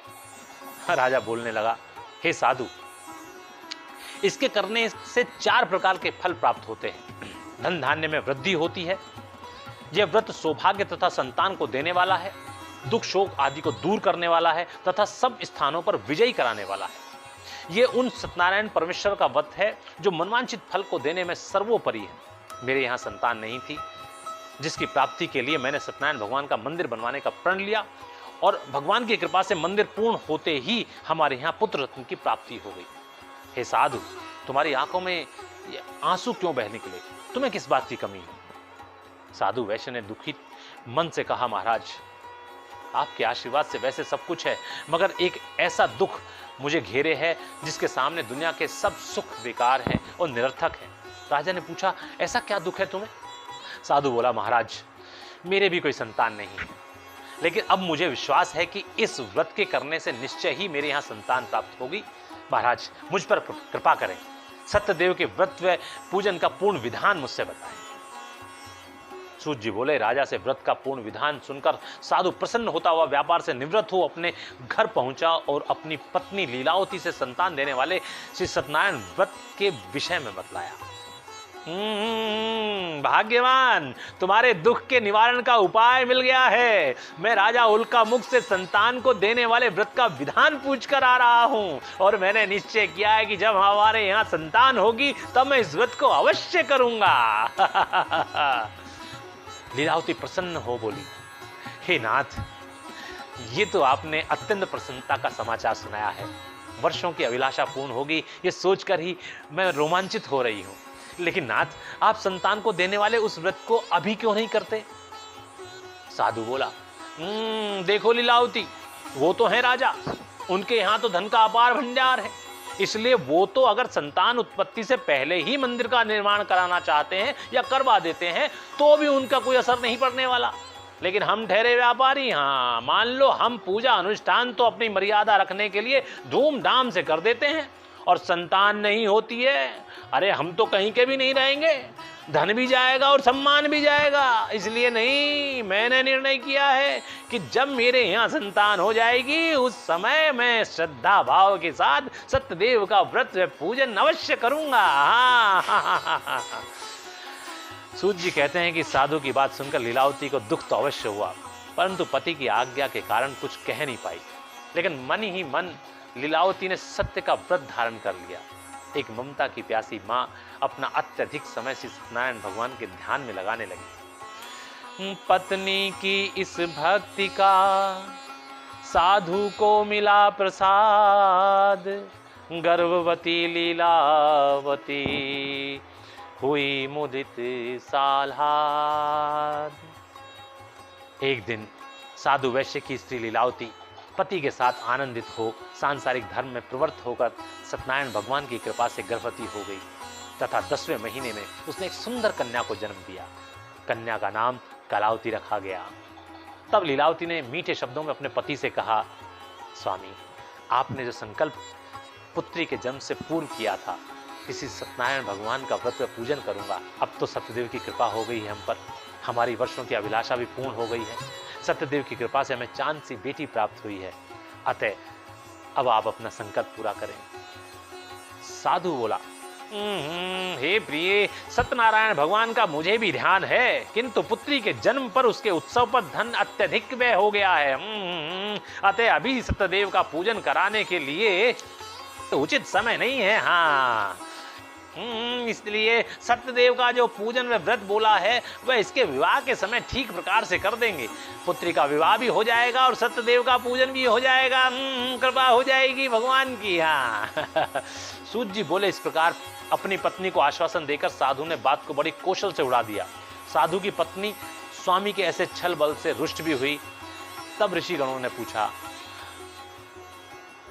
सूत जी महाराज, रुष्ट तो सत्यनारायण देव भी हुए होंगे? सूत जी बोले, हाँ, क्षण भर के लिए। लेकिन फिर लीलावती की श्रद्धा भाव को देखकर साधु को एक और अवसर दे दिया और सत्यदेव ने साधु के संकल्प की सत्यता को परखने के लिए लीलावती को आशीष दिया, जिससे उसकी पुत्री कलावती दिन दिन इस प्रकार बढ़ने लगी जैसे शुक्ल पक्ष का चंद्रमा बढ़ता है। कलावती अपने नाम के अनुरूप सुंदर और सुशील थी। साधु ने जब नगर में सखियों के साथ अपनी सुपुत्री को देखा तो तुरंत ही दूत को बुलाकर कहा कि पुत्री के वास्ते कोई सुयोग्य वर को ढूंढ कर लाओ। साधु की आज्ञा पाकर दूत कंचन नगर पहुंचे। वहां बड़ी खोज और देखभाल करते कलावती के लिए एक सुयोग्य वणिक पुत्र को ले आए। उस सुयोग्य वणिक पुत्र को देखकर साधु और उसकी पत्नी बड़े प्रसन्न हुए। साधु ने अपने बंधु बांधवों सहित प्रसन्नचित्त हो अपनी पुत्री का विवाह उसके साथ कर दिया। नाना प्रकार के दहेज संबंधित सामान दिए और अनेक प्रकार से समधि से अनुनय विनय करके जामाता को अपने घर पर ही घर जमाई बनाकर रख लिया। विवाह उत्सव समाप्त होने के बाद लीलावती ने बड़े ही अच्छी घड़ी को देखकर साधु से विनती की, हे नाथ, अब तो पुत्री का विवाह भी पूर्ण हो गया, कृपया अब तो श्री सत्यनारायण भगवान का व्रत पूजन कीजिए, सिर पर जो भार है उसे दूर कर दीजिए। साधु बोला, तुम तो निरी पागल हो, तुम्हें इतनी भी समझ नहीं है कि किस कार्य को किस समय करना उचित होता है। जब से कन्या पैदा हुई है तब से लगातार खर्च बढ़ता ही जा रहा है और विवाह पर तो तुम जानती हो कि कितना खर्च हुआ है। इस बीच विवाह के कारण व्यापार पर भी जाना नहीं हुआ है। अब जाकर थोड़ा समय मिला है, अपने जामाता को लेकर व्यापार पर जाऊंगा, कुछ कमा कर लाऊंगा, फिर धूमधाम से सत्यनारायण भगवान का व्रत में पूजा करूंगा। हाँ, भगवान की दुआ हो जाएगी, कृपा हो जाएगी भगवान की। लीलावती ने प्रश्न किया, लेकिन स्वामी, आपने तो कलावती के विवाह के समय सत्यनारायण भगवान का व्रत पूजन करने का संकल्प लिया था और सत्यदेव के व्रत में पूजन में धन तो खर्च होता ही नहीं है, ये तो भाव के भूखे हैं। साधु वैश्य झुंझलाकर बोले, ओफो भाग्यवान, तो मैं मना कहां कर रहा हूं, मैं कह तो रहा हूं कि व्यापार से आगे कर दूंगा, हैं? कुछ ही दिनों की तो बात है, फिर इतने दिनों में ना तो मैं कहीं भाग कर जा रहा हूं और ना ही तेरे भगवान सत्यनारायण बूढ़े हो रहे हैं। अच्छा, आप जाओ, हमारे लिए जाने की तैयारी करो। सूत जी कहते हैं कि इस तरह साधु ने अपने वचनों से पत्नी को फिर मना लिया। सत्यनारायण भगवान के द्वारा दिया गया अंतिम अवसर भी गवा दिया। लीलावती भी पुत्री के विवाह तथा बंधु बांधवों की बधाई में ऐसी खोई कि सत्यदेव को भूल गई। सत्यदेव ने रुष्ट हो दिया साधु को श्राप, ऐसे छल का फल तुझे मिले घोर संताप। अपने कार्य में कुशल साधु वैश्य अपने जामाता सहित समुद्र के समीप स्थित रत्नपुर नगर में गए। और रत्नपुर के राजा चंद्रकेतु के उस राज्य में व्यापार करने की इच्छा से रुक गए। रात्रि के कारण वे एक स्थान पर विश्राम करने के लिए ठहर गए। उधर सत्यदेव के क्रोध और शाप के कारण जो कष्ट उन्हें भोगना था उसका आरंभ हो चुका था। भगवान सत्यनारायण की माया से प्रेरित दो चोर राजा का धन चुराकर भागे जा रहे थे और राजा के दूतों को पीछे से आता हुआ देखकर उन दोनों ने राजा के धन को वहीं चुपचाप रख दिया जहां वो दोनों ससुर जवाई ठहरे हुए थे और तत्काल जाकर कहीं छुप गए। बस उसी समय वे दूत दौड़ते हुए वहां आ पहुंचे और राजा के धन को वहां रखा देखकर उन दोनों को अपराधी जानकर बांधकर राजमहल में ले गए और प्रसन्नता से दौड़ते हुए राजा चंद्रकेतु के समीप जाकर बोले, महाराज महाराज, ये दो चोर जिन्होंने राजधन चुराया है हम पकड़ कर लाए हैं, अतः देखकर आज्ञा दें। राजा ने आश्चर्यचकित होते हुए पूछा, सिपाहियों, लेकिन ये शक्ल व वेशभूषा से तो चोर दिखाई नहीं देते हैं। साधु वैश्य ने तुरंत निवेदन किया, हाँ महाराज, हम चोर नहीं हैं, हम तो व्यापारी हैं और आपके नगर में व्यापार करने आए हैं, हम अपराधी नहीं हैं, हमें छोड़ दीजिए महाराज, हमें छोड़ दीजिए। लेकिन सिपाही ने उसकी बात को काटते हुए कहा कि महाराज, आप इनके रूप पर न जाएं, हमने बहुत दूर तक इनका पीछा किया और अंत में हमने इसे पकड़ लिया तथा चोरी किया हुआ सामान भी इन्हें बांधते हुए देखा। यह सामान राजाधिराज के खजाने का है। महाराज, दोनों पक्के डाकू हैं, अपराधी हैं। सत्यदेव के कोप से बिगड़ गया सब खेल, जब्त हुआ सामान सब और हो गई जेल। सूत जी कहते हैं कि तब राजा की आज्ञा से उनको कठिन कारावास में डाल दिया गया और उनका जो धन था वो भी छीन लिया गया। सत्यनारायण भगवान के श्राप द्वारा उनकी पत्नी व बेटी भी घर पर बहुत दुखी हुई और घर पर जो धन व बर्तन कपड़े रखे हुए थे सब कुछ चोर चुरा ले गए। शारीरिक व मानसिक पीड़ा तथा भूख प्यास से अति दुखित हो अन्न की व कपड़े की चिंता में घर घर भटकने लगी। बंधु बांधवों, रिश्तेदारों, अड़ोसी पड़ोसी सभी ने सत्यदेव की कृपा से उनसे मुंह फेर लिया। एक दिन कलावती को सुबह से शाम तक मांगने पर भी कुछ न मिला, तब वह भिक्षा की इच्छा से एक ब्राह्मण के यहाँ गई। ब्राह्मण के घर पर श्री सत्यनारायण भगवान का पूजन हो रहा था।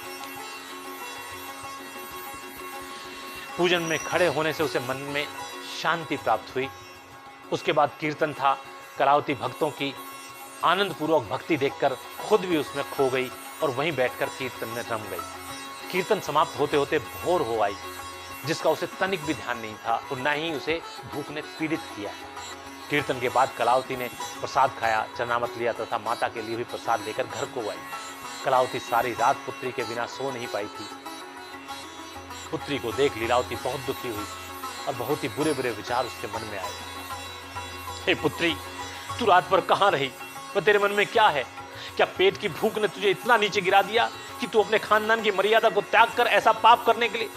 कलावती ने मां की बात को बीच में काटते हुए कहा, माता, आप किसी तरह का बुरा विचार अपने मन में ना लाए हैं। मैंने सायंकाल के समय एक ब्राह्मण के घर में श्री सत्यनारायण भगवान का व्रत पूजन होते हुए देखा तो मेरे मन में श्रद्धा उत्पन्न हो गई, अतः मैं भी वहां बैठ गई। पूजन के पश्चात कीर्तन था।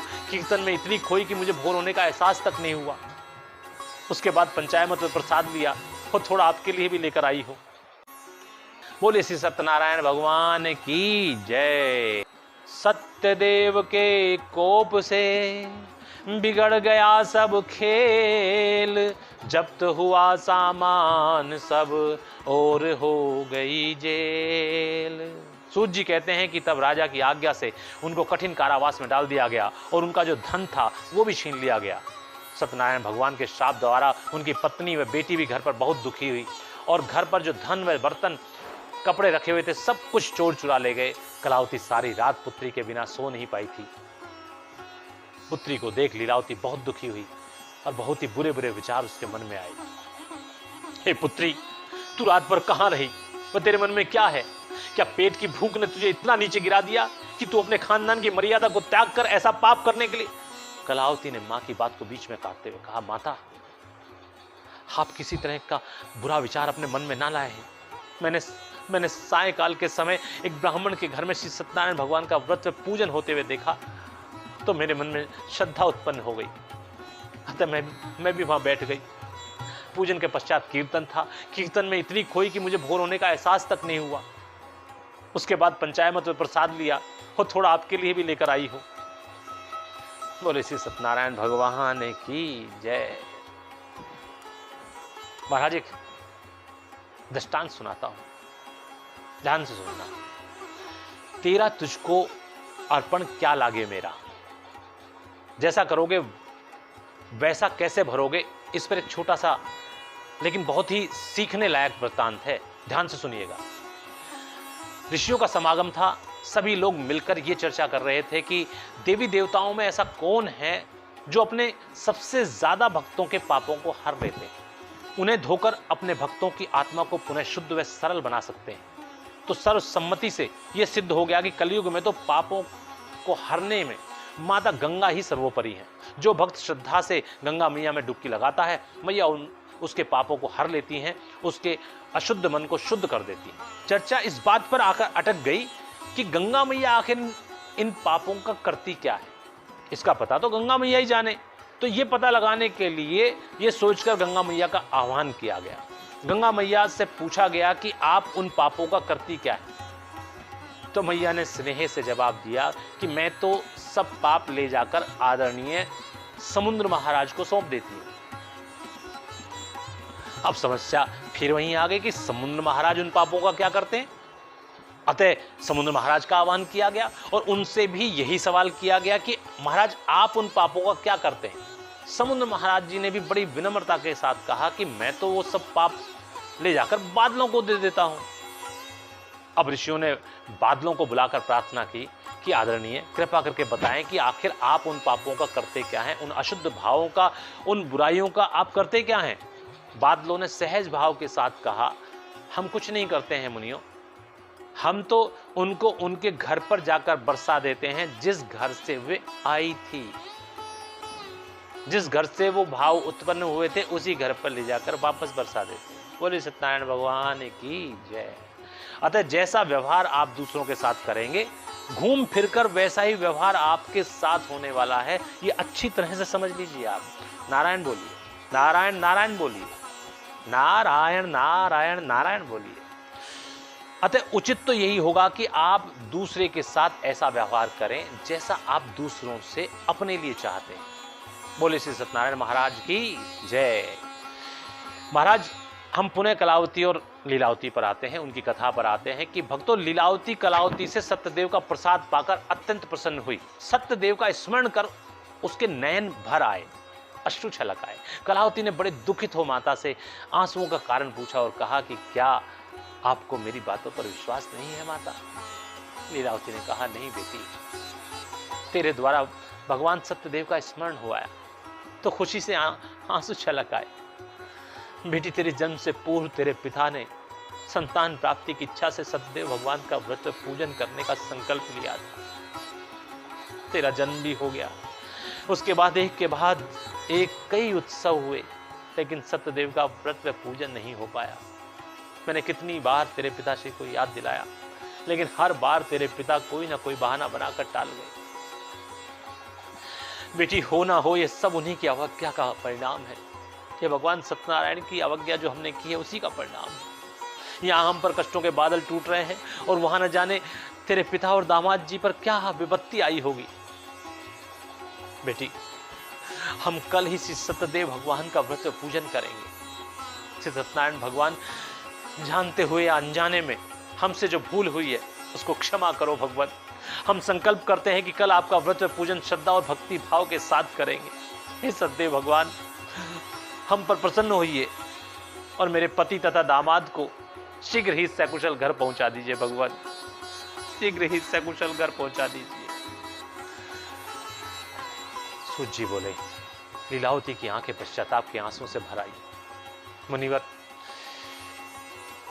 दोनों की करुणा भरी पुकार सुनकर सत्यदेव भगवान भाव विभोर हो गए, क्योंकि भगवान तो भाव के भूखे हैं।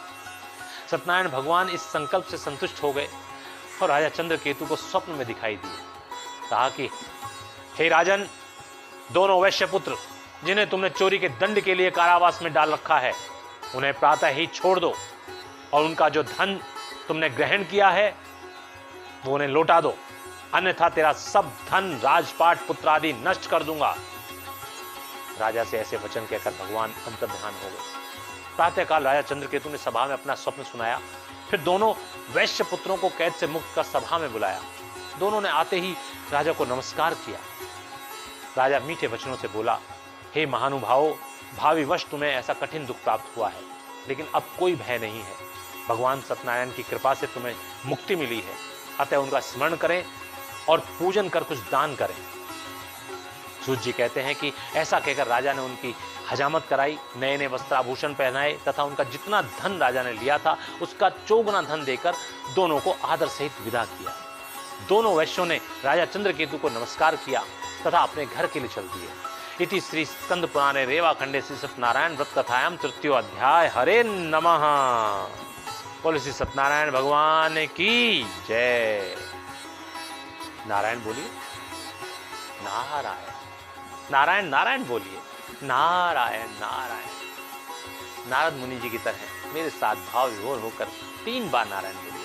नारायण नारायण नारायण, श्रीमन नारायण नारायण नारायण, भजमन नारायण नारायण नारायण, श्रीमन नारायण नारायण नारायण, भजमन नारायण नारायण नारायण, श्रीमन नारायण नारायण नारायण। सरयू के तीर अयोध्या नगरी, सरयू के तीर अयोध्या नगरी, श्री रामचंद्र अवतारायण, हरि हरि रामचंद्र अवतारायण, श्रीमन नारायण नारायण नारायण। भिलनी के बेर सुदामा के तंदुल, भिलनी के बेर सुदामा के तंदुल, रुचि रुचि भोग लगारायण, हरि हरि रुचि रुचि भोग लगारायण, श्रीमन नारायण नारायण नारायण। रावण के 10 मस्तक छेदे, रावण के 10 मस्तक छेदे, राज विभीषण पारायण, हरि हरि राज विभीषण पारायण, श्रीमन नारायण नारायण नारायण। रावण मार राम घर आए, घर घर बटत बधारायण, हरि हरि घर घर बटत बधारायण, श्रीमन नारायण नारायण नारायण, भजमन नारायण नारायण नारायण। बोले श्री सत्यनारायण भगवान की जय। चौथा अध्याय आरंभ करते हैं। राजा से मिले धन से साधु प्रसन्न हुआ अपार, जामाता से कहने लगा अच्छा रहा व्यापार। सूत जी आगे कहते हैं कि साधु वैश्य धन देखकर इतना प्रसन्न था कि वह प्रसन्नता से फूला नहीं समा रहा था। उसने अपने जामाता से कहा, लाला दुख तो अवश्य पाया, जेल भी काटी, लेकिन नाव धन से ठसा ठस है। अगर व्यापार में लगे होते तो न जाने क्या होता। ये भी हो सकता था कि घर का सारा धन चौपट हो जाता है। और दोनों नौका के पास खड़े होकर ये बातें कर ही रहे थे कि तभी दंडी भेषधारी सत्यनारायण भगवान न्यासी के रूप में वहां आए और बोले, नारायण नारायण लाला जी, यदि परमेश्वर में कुछ श्रद्धा रखते हो तो भोजन के लिए कुछ दान दो। सूत जी बोले, साधु वैश्य एक दंडी वेशधारी सन्यासी को समुद्र के किनारे देखकर आश्चर्यचकित हो गया और उसने अपने जामाता से कहा कि लाला, लगता है ये कोई छली है और भेद लेने के लिए आया है। ऐसा तो नहीं कि इसे हमारे धन के विषय में पता लग जाए और ये बीच समुद्र में जाकर हमें लूटने का प्रयास करे। दंडी वेशधारी नारायण बोले, साधु तेरी नाव में क्या है? साधु हंसकर बोलता है कि हे डंडी, आप क्यों पूछते हैं? क्या धन लेने की इच्छा है? अरे मेरी नाव में तो बस बेल तथा पत्ते आदि भरे हुए हैं। साधु के ऐसे असत्य वचन सुनकर दंडी वेशधारी नारायण ने कहा कि तुम्हारा वचन सत्य हो, ऐसा कहकर दंडी वेशधारी नारायण वहां से चले गए और कुछ दूर जाकर समुद्र के किनारे बैठ गए। दंडी के जाने पर वैश्य ने नित्य क्रिया करने के बाद नाव को ऊंची उठी देखकर अचंबा किया तथा नाव में बेल तथा पत्ते आदि भरे हुए देखकर मूर्छित हो जमीन पर गिर गया। उसके मूर्छित होते ही जामाता के कुछ समझ में नहीं आया। वह ईश्वर को स्मरण करते हुए साधु वैश्य को होश में लाने का प्रयास करने लगा। मूर्छा खुलने पर साधु अत्यंत शोक करने लगा। तब उसका दामाद जामाता बोला, आप शोक ना करें, ये दंडी का शाप है। शायद नारायण हमारी परीक्षा लेने के लिए आए थे। आपके असत्य वचन सुनकर वे रुष्ट हो गए और शाप दे दिया। पिताजी, हमें उनकी शरण में चलना चाहिए, तभी हमारी मनोकामना पूर्ण होगी। साधु दुखित हो बोला, लेकिन लाला अब वो मिलेंगे कहाँ? साधु के पूछने पर जामाता कहने लगा, पिताजी, मैंने उन्हें समुद्र के किनारे किनारे जाते देखा था। मेरे सोच में वे बहुत दूर नहीं जा पाए होंगे। दामाद जामाता के ऐसे वचन सुनकर साधु दंडी वेशधारी नारायण के पास पहुंचता है और अत्यंत भक्तिभाव से नमस्कार कर कहने लगा, बोला, हे भगवान, मैंने आपसे जो असत्य वचन कहे थे उनके लिए मुझे क्षमा करें, क्षमा करो प्रभु, क्षमा करो। सूत जी बोले, ऐसा कहकर साधु नारायण के चरणों में गिर गया और उनके चरणों को पकड़कर नाक रगड़ने लगा। उसके भक्ति वचन सुनकर नारायण ने कहा, हे वणिक पुत्र, मेरी आज्ञा से तुम्हें बार बार दुख प्राप्त हुआ है। तनिक स्मरण करो, तुमने सत्य व्रत का पूजन व्रत करने का संकल्प कब लिया था? उसके बाद आज तक उसे टालते आ रहे हो। बंदी गृह से मुक्त होने पर राजा के बताने के बाद भी तुमने नारायण के निमित्त कुछ भी धन व्यय नहीं किया, और जब मैं स्वयं लेने आया तो तुमने पुनः झूठ बोला और नाव में बेल तथा पत्ते आदि बताकर एक बार पुनः धर्म विहीन होने का परिचय दिया। साधु बोला, हे भगवान, आपकी माया से मोहित ब्रह्मा आदि भी आपके रूप को नहीं जानते, तब मैं अज्ञानी कैसे जान सकता हूं? हे भगवान, अब तक जो बीत गई सो बीत गई, उसके लिए आप मेरे अपराधों को क्षमा करें और मुझे ऐसा वर दें जिससे मैं इस मोह माया के फंदे से छूटकर आपकी विमल भक्ति में लग जाऊं। प्रभु, ऐसा वर दीजिए। नारायण बोले, हे साधु, मैं प्रसन्न हुआ, तुमने अपने अपराध स्वीकार कर लिए हैं, लेकिन इस बात का क्या प्रमाण है कि तुम रंग राग को त्याग कर हमारे व्रत व पूजन में चित्त लगाओगे? इसके बाद झूठ नहीं बोलोगे और माया के जाल में नहीं फंसोगे? साधु हाथ जोड़कर बोला, हे भगवान, आप माया अर्थात लक्ष्मी जी के पति और माया आपकी दासी है, जो किसी को भी अपनी भक्ति के मार्ग से भटका सकती है। लेकिन हे नाथ, जब साक्षात मुझे आपके दर्शन हो गए हैं, तब माया की क्या चलेगी? नारायण बोले, हे साधु, तुम चतुर तो हो, हम तुम्हारे तथ्यों से प्रसन्न हैं, जो चाहो वर मांग लो। साधु बोला, हे नारायण, मेरी रक्षा करो और पहले के समान नौका में धन भर दो। नारायण बोले, साधु, जितना अपना मस्तिष्क तुम इस माया में लगाते हो, यदि इसका एक चौथाई भी हमारी विमल भक्ति में और पूजन वंदन में लगाओगे तो शुभ फल तथा मनचाहा सुख पाओगे। अब जाओ, हमने तुम्हारी नौका से अपनी माया को हटा लिया है और अब घास फूस की जगह वह धन संपत्ति से युक्त हो गई है। सूत जी कहते हैं कि सत्यनारायण भगवान प्रसन्न हो गए और उसकी इच्छा अनुसार वर देकर अंतर्ध्यान हो गए। तब साधु ने जामाता व मल्लाहों के साथ श्री सत्यनारायण भगवान का पूजन किया, वहीं तट पर, तथा साय तक अपने घर पहुंचने के लिए मल्लाहों को आदेश दिया। मल्लाह पूजन के पश्चात साधु वैश्य से धन दान में मिलने से पहले ही प्रसन्न थे। उन्होंने उत्साह के साथ नाव को तेजी के साथ खींचना शुरू किया और संध्या काल से पूर्व ही नाव को साधु के नगर के तट पर पहुंचा दिया। साधु ने प्रसन्न होकर मल्लाहों को पुरस्कार के रूप में स्वर्ण मुद्राएं देकर अपने आने की सूचना घर पहुंचाने के लिए कहा। साधु की आज्ञा पाकर दूत घर पहुंचा और दूत ने साधु के घर जाकर उनकी स्त्री को नमस्कार किया। उस समय वहां सत्यदेव भगवान का पूजन व कीर्तन हो रहा था। तब दूत ने कहा कि मालिक अपने जामाता सहित नदी किनारे नगर तट पर आ पहुंचे हैं। ऐसा समाचार साधु की स्त्री लीलावती से कहे। स्वामी का समाचार सुन लीलावती पूजन समाप्त कर प्रसाद ले अपनी बेटी से बोली, यह बेटी, तुम्हारे पिता अपने जामाता सहित नगर तट पर आ पहुंचे हैं। मैंने पूजन कर लिया है, अतः मैं उनके दर्शन को जाती हूं। तुम भी विधि पूर्वक श्री सत्यनारायण भगवान का पूजन कर शीघ्र आना। सूत जी बोले, ऐसा समझाकर लीलावती अपने पति के दर्शन को चली गई। कलावती का मन भी अपने पति को देखने के लिए व्याकुल हो उठा और अज्ञानतावश आतुर हो भगवान के पूजन को बीच में ही छोड़कर वह भी अपने पति के दर्शन के लिए तट की ओर दौड़ पड़ी। प्रसाद की अवज्ञा के कारण सत्यदेव रुष्ट हो गए और उन्होंने कलावती के पति को नाव सहित पानी में डुबो दिया।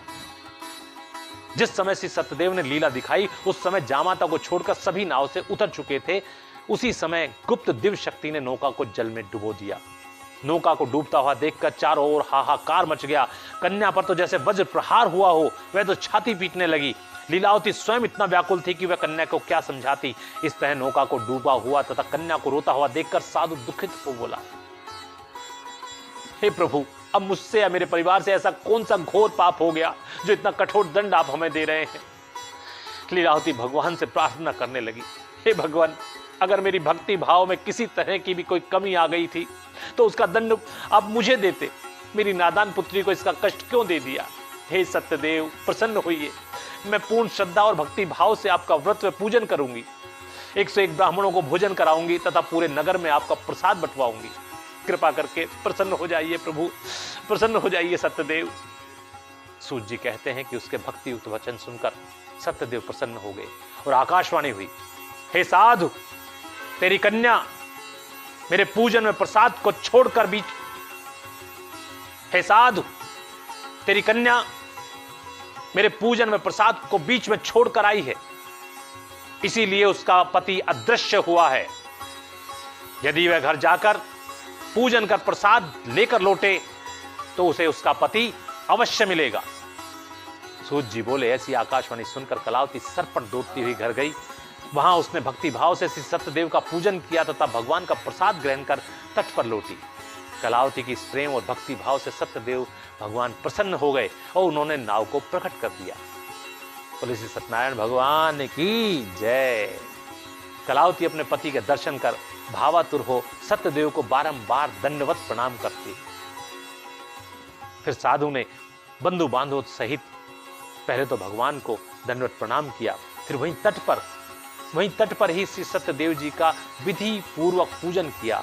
पश्चात घर आकर कीर्तन में लीन हो गए। उस दिन से उन्होंने सत्य बोलने का व्रत धारण कर लिया तथा हर पूर्णिमा को श्री सत्यनारायण भगवान का पूजन करने लगे।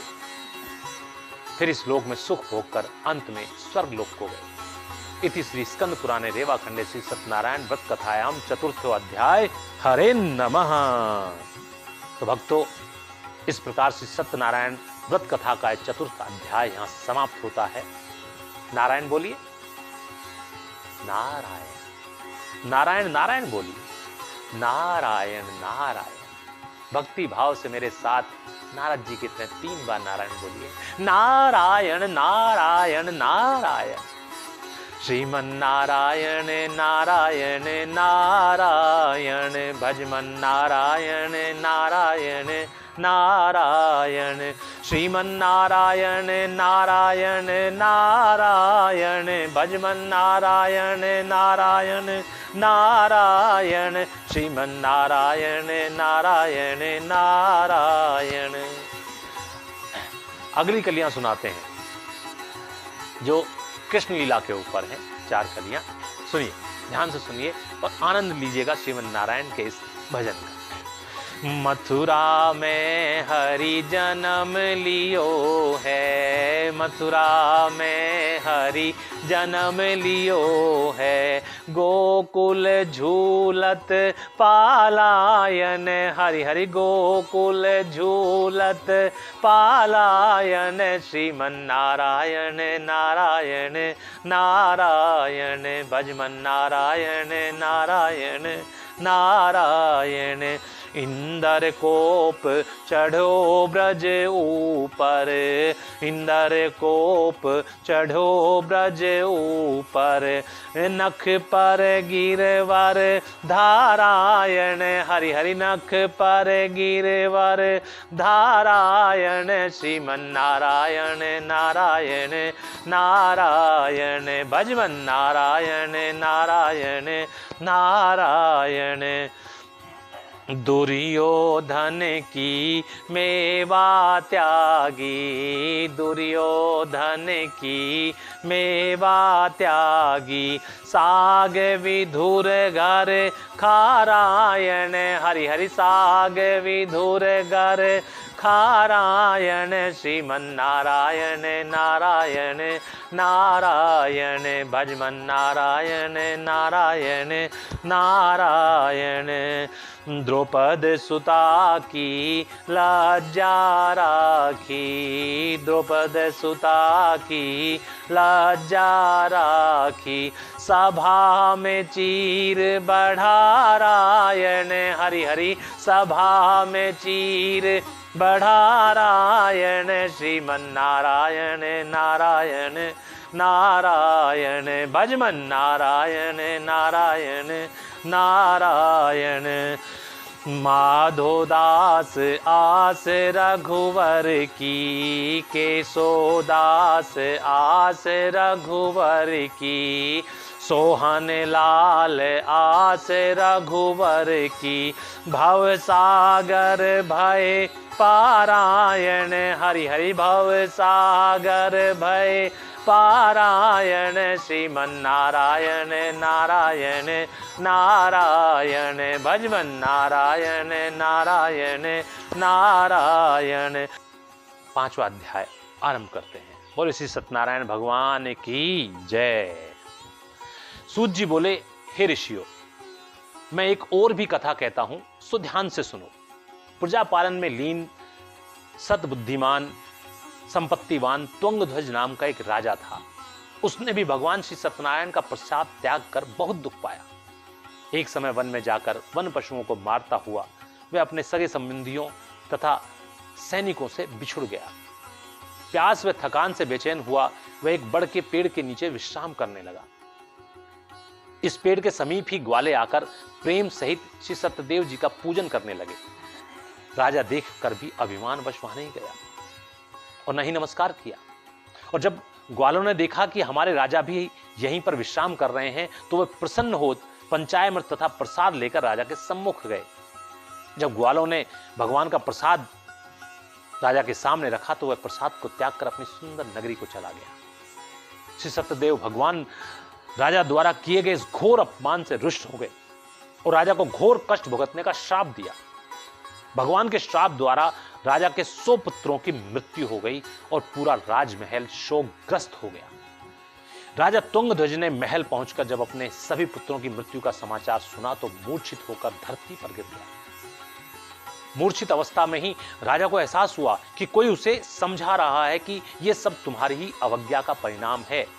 एक राजा होकर अपनी प्रजा में तुमने भेद देखा, ग्वालों को निम्न वंश का जानकर उनकी तथा उनके द्वारा दिए गए भगवान सत्यदेव के प्रसाद का तिरस्कार किया।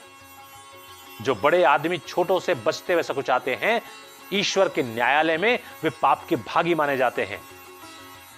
मूर्छा खुलने पर वह जान गया कि यह सब श्री सत्यनारायण भगवान ने किया है। तब वह विश्वास कर ग्वालों के समीप गया तथा अपनी मूर्खता के लिए क्षमा याचना की और विधि पूर्वक पूजन कर प्रसाद खाया और महल को गया तो सत्यदेव की कृपा से सब कुछ पहले जैसा ही हो गया। फिर दीर्घ काल तक सुख भोग कर मरने पर स्वर्ग लोक को गया। बोले श्री सत्यनारायण भगवान की जय। सूत जी बोले, मुनियों, जिन्होंने पहले समय में इस व्रत को किया है अब उनके दूसरे जन्म की कथा कहता हूं, सो ध्यान से सुनो और आप भी ध्यान से सुनिए, क्योंकि यहां एक और प्रश्न का उत्तर आप लोगों को मिलने वाला है। ये कथा कौन सी है, ये प्रश्न हमने किया था। तो ये कथा इस युग, जो चार युगों का एक जो महायुग होता है, उससे पहले का जो युग था, उसके अंतिम चरण कलयुग की है। क्योंकि इस युग की होती तो जो हम अभी आगे कथा सुनाने जा रहे हैं वो संभव नहीं था, क्योंकि उस युग के अंतिम चरण की बात थी। इसलिए उसके पश्चात जो भगवान ने फल दिए वो इन 4 युगों में उन लोगों को मिले। कैसे, ध्यान से सुनिए। वृद्ध शतानन ब्राह्मण, जो सबसे शुरुआत कथा की हुई थी, जहां सत्यनारायण भगवान ने बूढ़े ब्राह्मण के रूप में जिसको दर्शन दिए थे और उपाय बताया था कि भगवान सत्यनारायण का व्रत व पूजन करना बताओ। और उन्होंने करना शुरू किया था और शतानंद महाराज हो गए थे।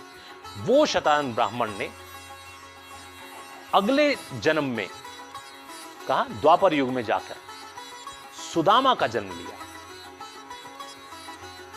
और उस जन्म में श्री कृष्ण के बाल सखा बनकर उनका सानिध्य प्राप्त कर भगवान श्री कृष्ण का ध्यान कर मोक्ष को पाया। दूसरा लकड़हारा, जो शतानंद ब्राह्मण के यहां पहुंचा था, उनसे सत्यनारायण भगवान की विधि जानकर जब उसने व्रत किया था, पूजन किया था, वो लकड़हारा अगले जन्म में भील गुहराज हुआ सतयुग में। और श्री राम, भगवान श्री राम जी के जन्म लेने पर उनकी सेवा कर मोक्ष को प्राप्त हुआ।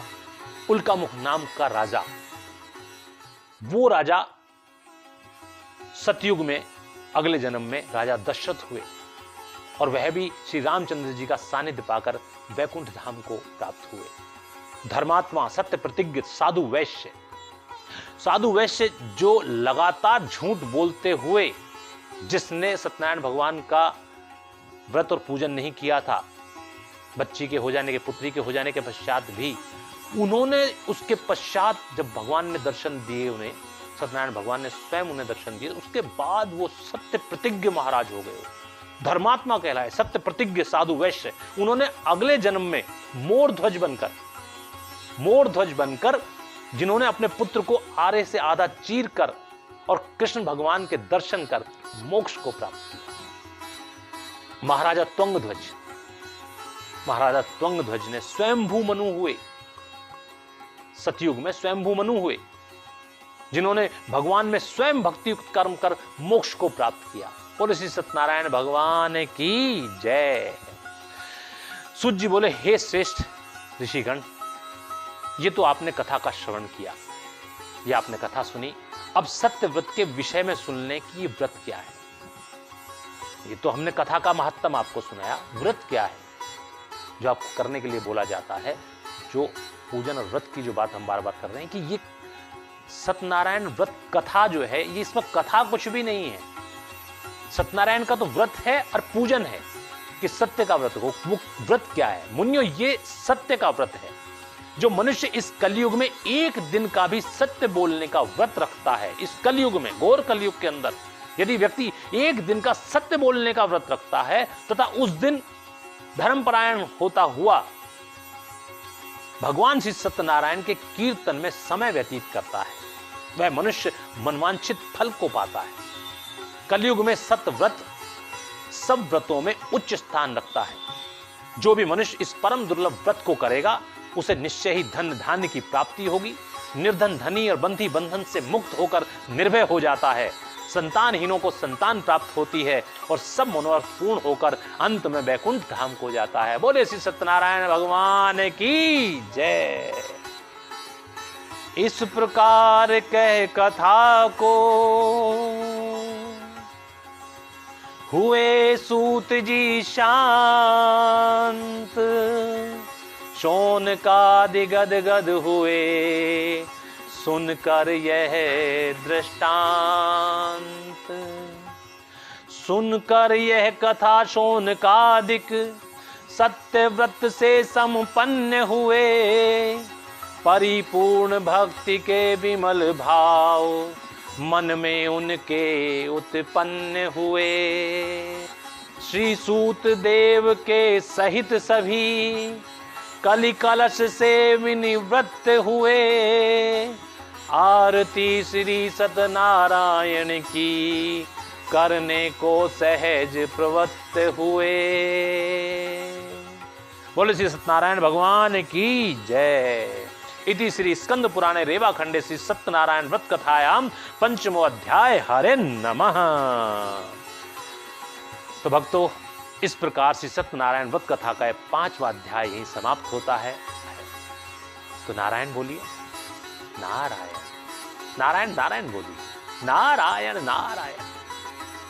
मेरे साथ मन लगाकर नारद जी की तरह आनंद लेकर भाव विभोर होकर बोलिए, नारायण नारायण नारायण। श्रीमन नारायण नारायण नारायण, भजमन नारायण नारायण नारायण, श्रीमन नारायण नारायण नारायण, भजमन नारायण नारायण नारायण, श्रीमन नारायण नारायण नारायण, भजमन नारायण नारायण नारायण। बोलो श्री सत्यनारायण भगवान की जय। तो भक्तों, कथा समाप्त हुई। कृपा करके आरती की थाली आप ले आए और श्री सत्यनारायण भगवान जी की कथा की आरती हम करेंगे, सभी मिलकर करते हैं। जय लक्ष्मी रमणा, श्री जय लक्ष्मी रमणा, सत्यनारायण स्वामी, सत्यनारायण स्वामी, जनपातक हरणा।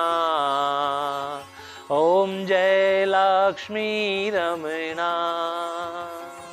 रतन जड़ित सिंहासन, अद्भुत छवि राजे, मैया अद्भुत छवि राजे। नारद करत निरंतर, नारद करत निरंतर, घंटा ध्वनि बाजे। ओम जय लक्ष्मी रमणा। प्रगट भये कलि कारण, द्विज को दरस दियो, स्वामी द्विज को दरस दियो।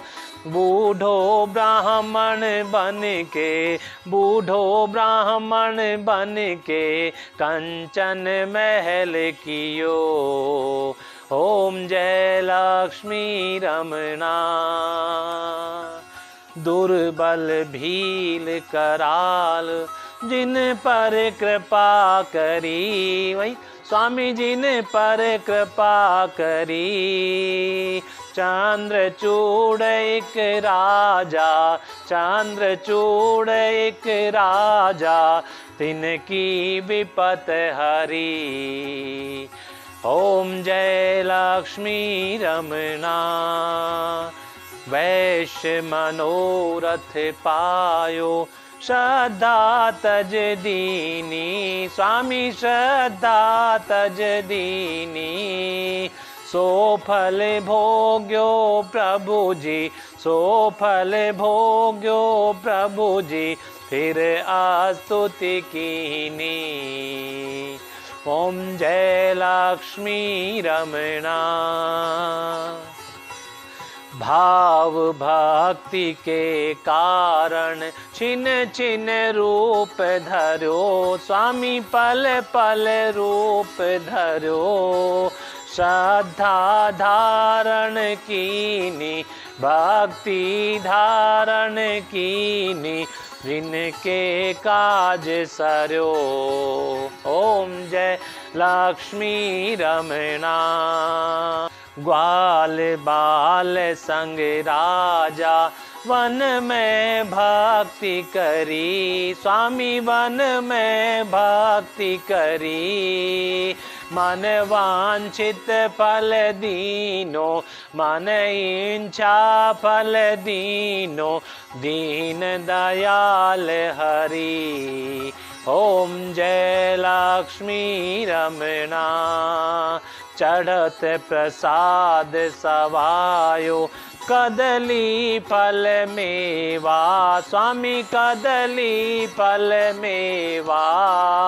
धूप दीप तुलसी से, धूप दीप तुलसी से, राजी सतदेवा। ओम जय लक्ष्मी रमणा। श्री सत्यनारायण स्वामी जी की आरती जो कोई नर गावे, स्वामी प्रेम सहित गावे, पिता रोज रोज गावे। कहत शिवानंद स्वामी रटत हरि हर स्वामी मनवांचित फल पावे।